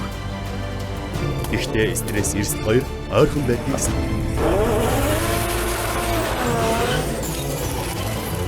Хүссэн мэргэжлэрээ ажиллаж хамт олонтойгоо өснө гэж. Хайртай хүмүүстэй цаг зав заавал гарга. Энэ бүхнийг даван туулж цаг үетэйгээ хөл нийлүүлэх сонголт бол мөнх даатгал. Хамгийн чухал нь энэ биш гэж юу? Мөнх даатгал. Хамгийн оргил асуулт. За та асуух уу? Уучлаарай, нэг тоглоом байгаа илүү. Манай юунаа нэг хөрхэн тоглоом бэлдэж ирсэн байсан. Тэрний дараа асууж. Би нэг ийм мартчихж үзье гэж бодоод. За. Тэгээд таны тоглосон кинонуудаар ийм эможигоор таалах юм. Та гэхдээ ингээ бас нэг тоглосон дөрүүдээсээ бас ингэж бодвол бас нэг юм дурсамжаа бас ингэ сэргээвэл гэж би бас Яана за. Би амархнаас нь хэцүү хүртэл ингэ За яана мартцсан. За эхнийх нь энэ кино байна.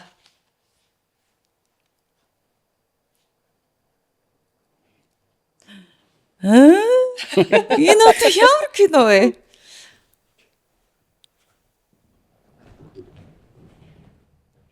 Буруу үргэн шүү дээ. Тийм.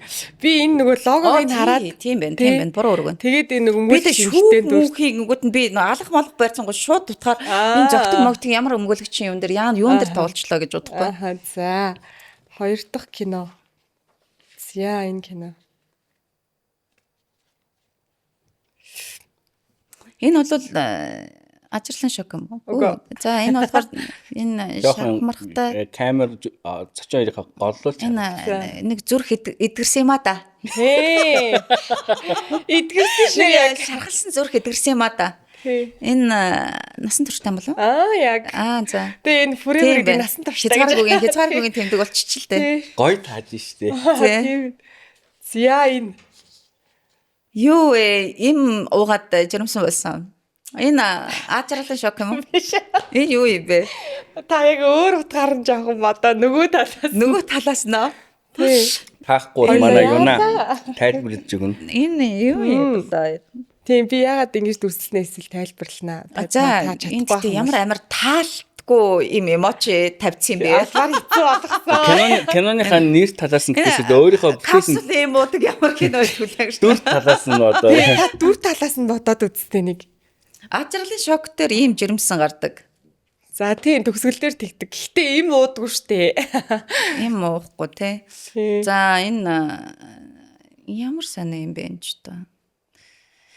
Хүшээ. За энийг өстой таахгүй орж ирэхгүй байна. За энэ сэтгэл. Яана өөрийнхөө дүрээ бодоод байсан чинь бусдын жирэмсэн яв гэж хараад яагаад юм бэ? Тийм уулгасан да. Яана ямар муухай юм бэ? Яасан муухай. Яаж таах юм бэ? Би ч өөрөө жирэмсэн болсон талаар хараад байгаа юм чинь тий. Өөрийнхөө дүрээс бодоод тий. Зя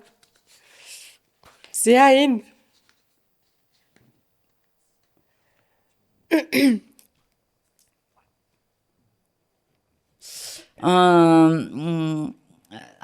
гарц дээр ийм хөрөм өгмөсдөг штэ. Та нэг эсцэл батсан дээр болоо да. Нэг эсцэн бодсон ботхоо те. Энэ эрэгтэй хүн хүлээж яад уйлсан байж болох уу? Дүгч ийна. Нэг тийм хайртай хүнээ хүлээгээд нэг хүлээсээд уйлсан юм а да. Тийм нэг тиймэрхүү юм толгойгоо зүгээр би хөрөм яваад байна гэж бодохоор тэр ч одоо энэ ямар кино юм бэ? Юм хумаа алдсан юм шүү. Юм хумаа хүүшээ 30 тооч. Энэ нөгөө савкины тавьсан байгаа юм. За ингэж олуулаад тахтай яа тийм бэ? Нөгөө нэг миний амир хөөрхөн санагдах хэсэг байхгүй. Ямар гоё хөрөмсдий гэдээ ингэ наалгад ойлоод идэв штэ. Тэр хэсгийг дэвсэн шин байхгүй. За тийм. Тэгвэл юм ширик юм уур тавих хэрэгтэй штэ. Хамаагийн маалцсан эд байдаг. Зя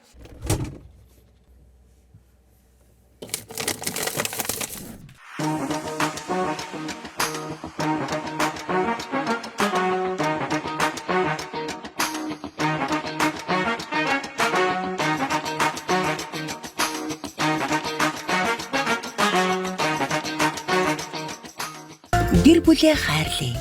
Гэрлүг брэнд. 2000 оноос хойш хамгийн одоо жүжигчин одноо за үзэгч одноогийн хувьд хамгийн шилдэг 5 кино, хамгийн дуртай 5 кино гэсэн үг. Хамгийн гоё 2000 оноос хойш. 2000 оноос хойш. За яа харахгүй энэ бол зүрхэн шимсүүг орно.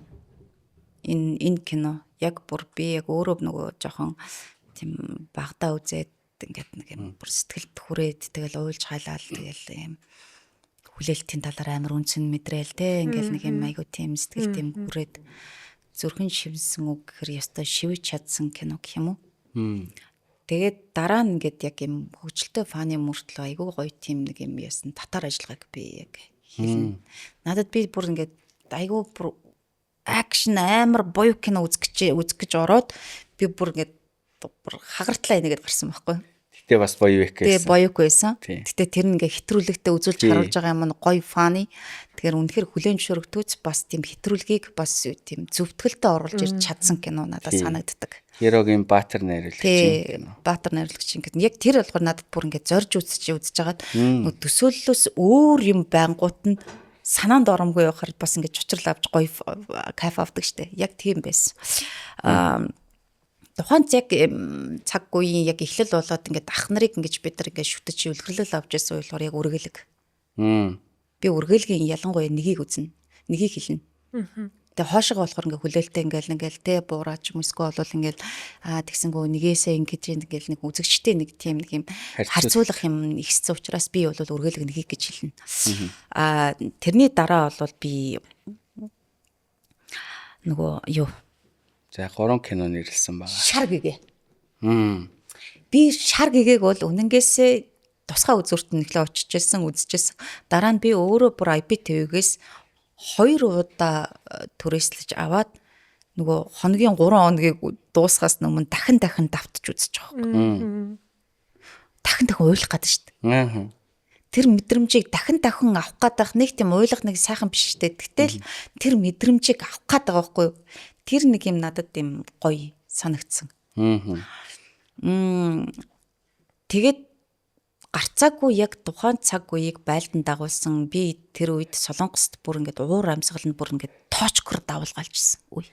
Энэ бол үнэхээр одоо ч хүмүүс ярьдаг дахин хаанаас үзэх вэ гэж надаас суудаг яг ингээд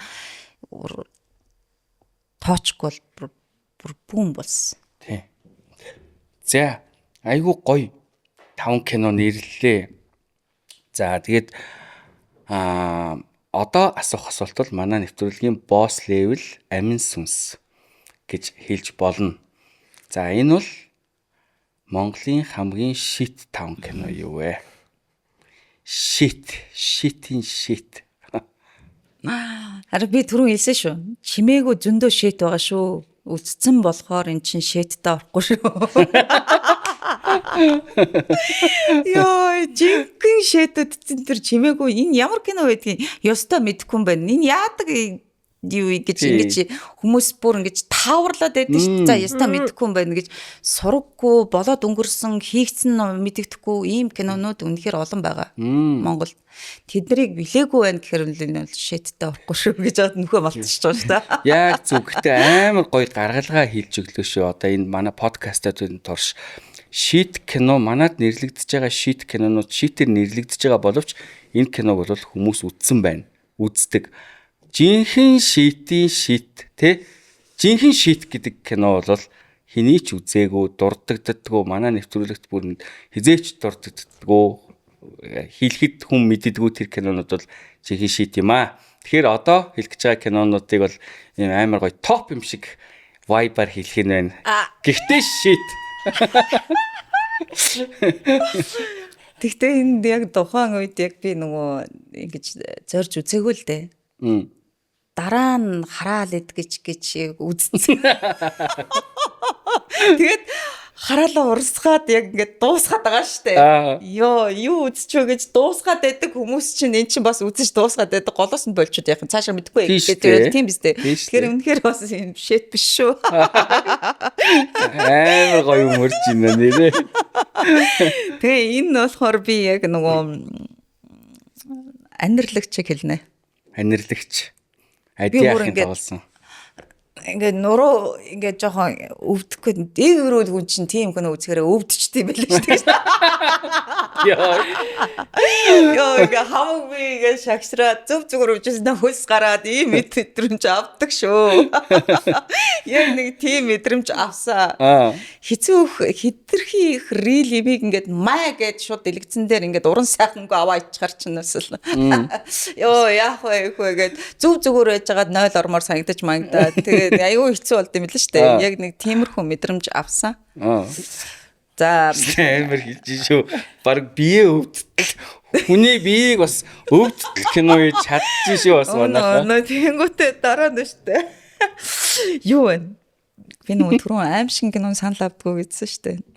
За тэрний нэг юм хийцээ нэг зээж тийм кино үзээд ийм ороолон гэж юу ийсэн гэж аимшиг кинон бүр ингээд бараг инедмийн кино уултал жанр нь өөрчлөгдөх хэмжээний бас нэг зарим кино байдаг штэ. Гэхдээ би юм хатуу хэлж байгаа юм биш.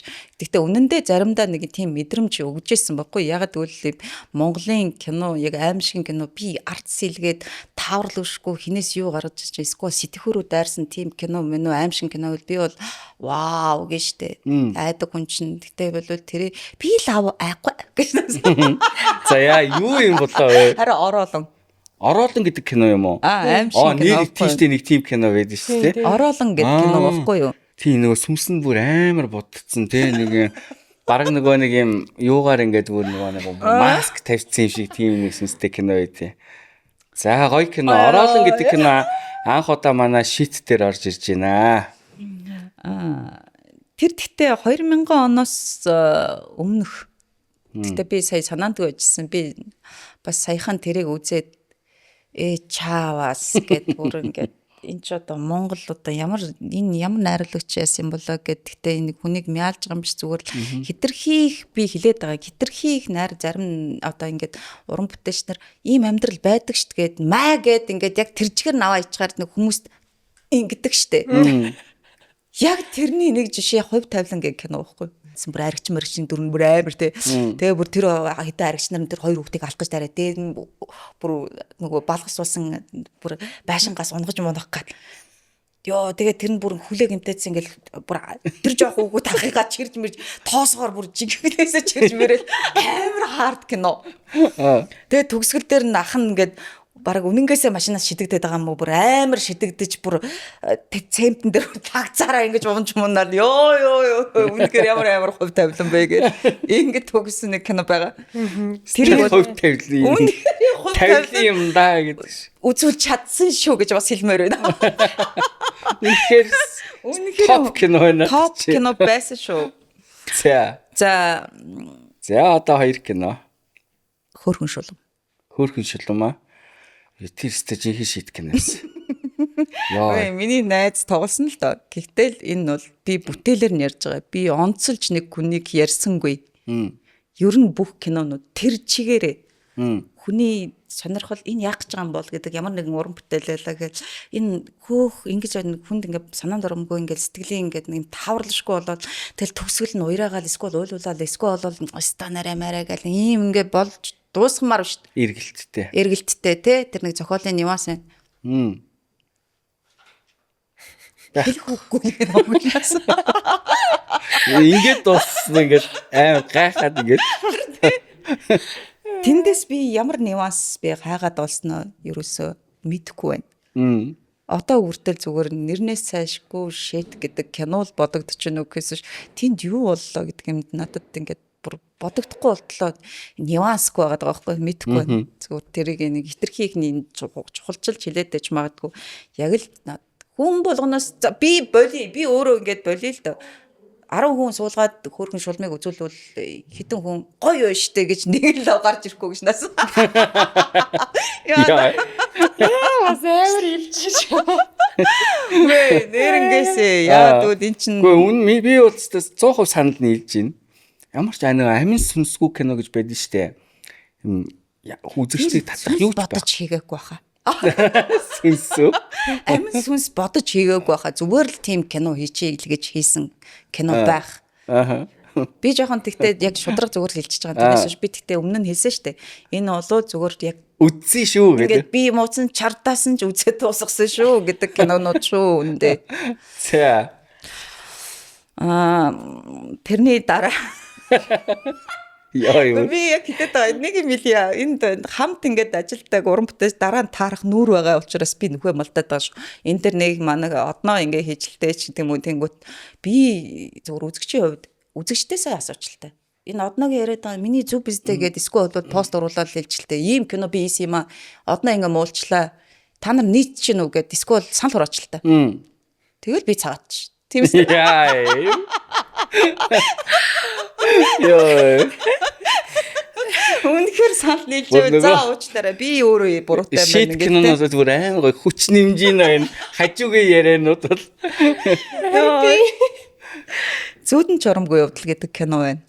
Тэр нэг хоёр ихэр юм уу та тэгээд нэг ингээ солигдоол тэрийг нэг юм одоо нэг юм ихрийг зэрэгцүүлж оруулах гэсэн нэг тийм мэдхгүй байна.ог нэг энийг комеди драма кино гэдэг шүү дээ ер нь л тий. Уг нь ингээ нэг хүний ихэр мөхөр болгоод аягүй хөдөлмөрлөд байгаа юм аа тий. Яг хөдөлмөрлөл дөө тэгээд мэдхгүй тэрийг л бас л нөгөө хүнд үлдцэхгүй тэгээд хүн дурсагдах юмгүй тэгээд юу хэлэх гээд байгаа нь ойлгомжгүй мэдхгүй тэгээд нэг юм тэгсгээгээл дууссан. Тэгтээ тэр нь айгүй гоё тийм хөдөлмөрн ингээд хүмүүст ингээд үнэлэгдээд энэ ямар гайхалтай хуваагтаа вэ гэдэг юм ерөөсө харагдаагүй л байхгүй да. Тэгэл би дууссан. За шит кинонуудыг бүр амар юм зөвүүн өнцгөөс нэрлэж байна. Тэгээд подкастынхаа нийт үзэгчдийн өмнөөс дахиад нэг шит кино нэрлээч гэж гуйж байна. Анх удаага 6 шит кино нэрлсэн зочин болооч. Хөхнөр. Хөхнөр. Мөөжгийнхээ Цэгэнэ гэдэг кино юу?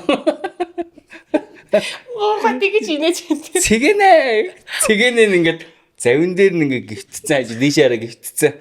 Өөрөө Цэгэнэ гэж За хаагаад. тойроос тэр яг ямар кино? Гоё юу? Жинхэнэ шит кино штэ. Тийм. Тэр нэг Ревнантын нэг хэсэг мэсгийг дуурайцсан нөгөө шүүдэр цэцэг нөгөө юуны гидсэн дотор мотроос гарч ирээл. Тэр бол үнэхээр шит кино байсан. Би энэ шит гэдгийг анх гарахт нь үзээд биччихсэн. Дээрээс нь тэр зураглаач тэр монтажн дээр суусан хүн тэр маш муу ажилласан. Тэр зүгээр үзэгчнүүдээр айгүй их алдаа болж харсан тэндээс. Яг одоо яг энэ дээр нэг юм яг хэлэх гээд байгаа. Зүгээр ингээд яг тодорхой хэмжээний уран бүтээлийнхаа нэг тэрчгэр юм байлгүй. Заримдаа биш үү те ийм гоё зохиолыг ингэж алаад тахтай яд юм бэ гэдэг юм зураг авалтын явц бас шийт болгож болно. Энэ гоё дүрийг ингэж тоглоод тахтай яах вэ? Энэ сценийг ингэж яахгүй ч тэгэж уран бүтээлч зарим буруу кастинг авснараа бас тэр киног шийт болгож болдог. Энэ болохоор зөвхөн яг нэлэнхүүтэй яг юм бүтээлийг нь ямар нэгэн байдлаар шийт болгох тодорхой хэмжээний яг юм бүр юм нөхцөл бүрддэг байхгүй юу? Тэгэхээр чин тэр нь алдаа болж тараал дараа нь тэрнээсээ суралцаад яг юм төгс юм бас болж штэ гэдэг юм дээрээ суралцчихлаа байл тэгээд бидний бас юу штэ үрдэн. Гэтэ үнэхээр яг энэ дээр бол энэ дээр алдсан байна. Энэ дээр энэ тэндээ яг үнэхээр бид нар ингээд алах гад байдаг. Тэр зураг авах баг нь ингээд алаад байвал хэцүү. Тэгээ нэг юм яг үнэхээр ингээд хамаг гэрээвэ кадрт яасан чинь жүжигчт нь алаад байвал бас нэг хэцүү. Нэг зохиолнд яг үнэхээр зохиол алыг исэн гой жүжигчдийг авчирчаад новшийн зохиол авчирчаад тэр киног ингээд яхан бол тэр жүжигчдийг бүр ингээд давхар алж байгаа байхгүй. Яг л ийм юмнууд ингээд бүгд бүрэлддэг. Яг зөв тэр Хөхнөр гэд кино уг нь бол нөгөө хүчирхийлэгчээс хүчирхийлэгч төрдөг гэдэг ийм санаа авахгүй юу? Ер нь санаа. Гэхдээ киноны хийц маш муу байсан. За тэр нөгөө нэг юунууд палан тавилтууд над бас ерөөсө таалагдав. Дээрээс нь тэр киноны тэр н одоо бөөс түн гэдэг юм уу яа тэр нэг юм үзэгчийн би зүгээр утсаараа тэр алдааг хараад байгаа шүү дээ. Тэрийг тэр монтажн дээр сууж байгаа хүн ч хараагүй, зурлаач хараагүй. Тэр би юу хэлээд байна гэхээр завин дээр цэгэнэ ингээ усраараа живцсэн. Цэгэнэ гэж орлоод идэг.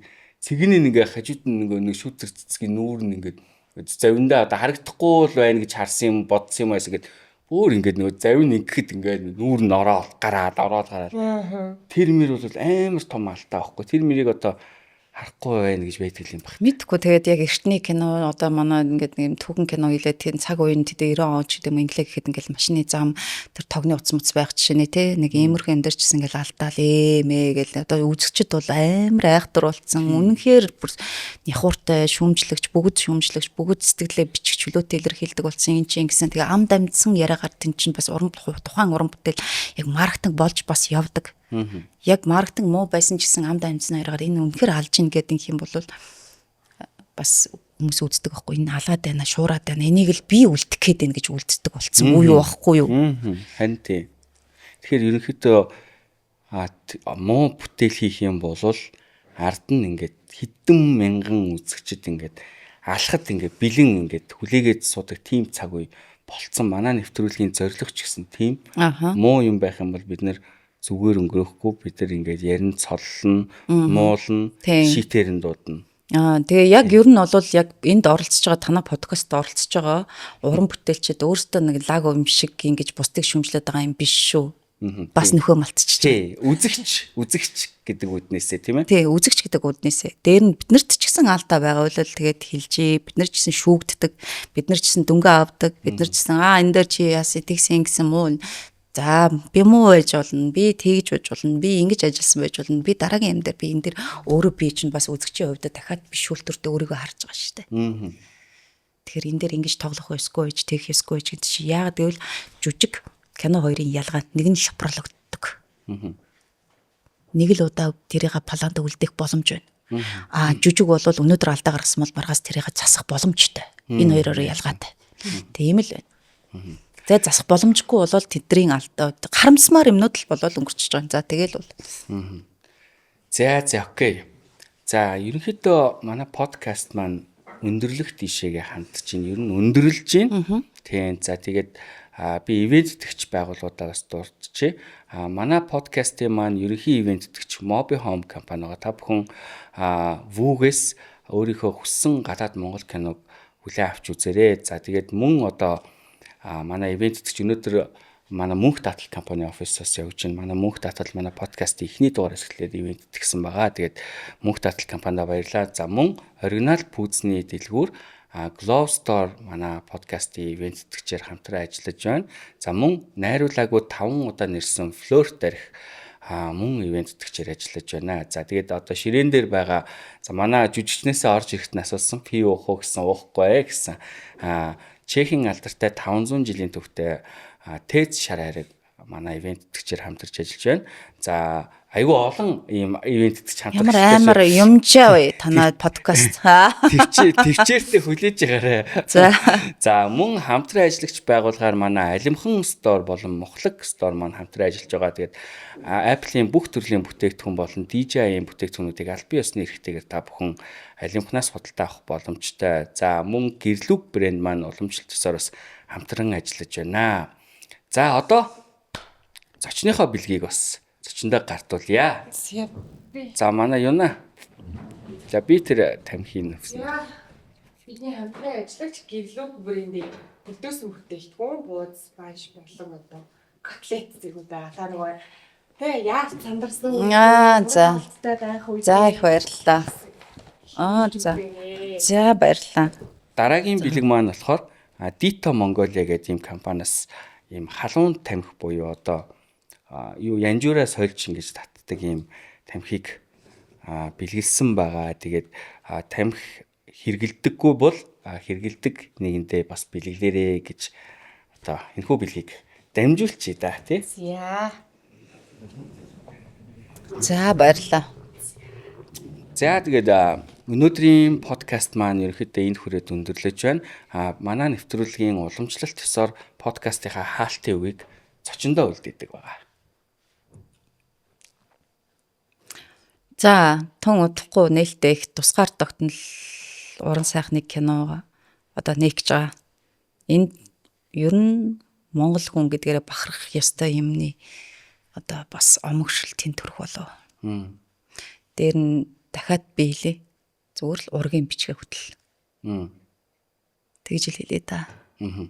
За окей. За тэгээд өнөөдрийн маань зочноор Монгол улсын соёлын тэргүүний ажилтан театрын одноо хүрэлцэн ирлээ. Тэгээд дараагийн дугаараар уулзлаа. Баяртай үзэгчтэй. За баярлалаа. Амар гоё дугаар боллоо. Тэглээ.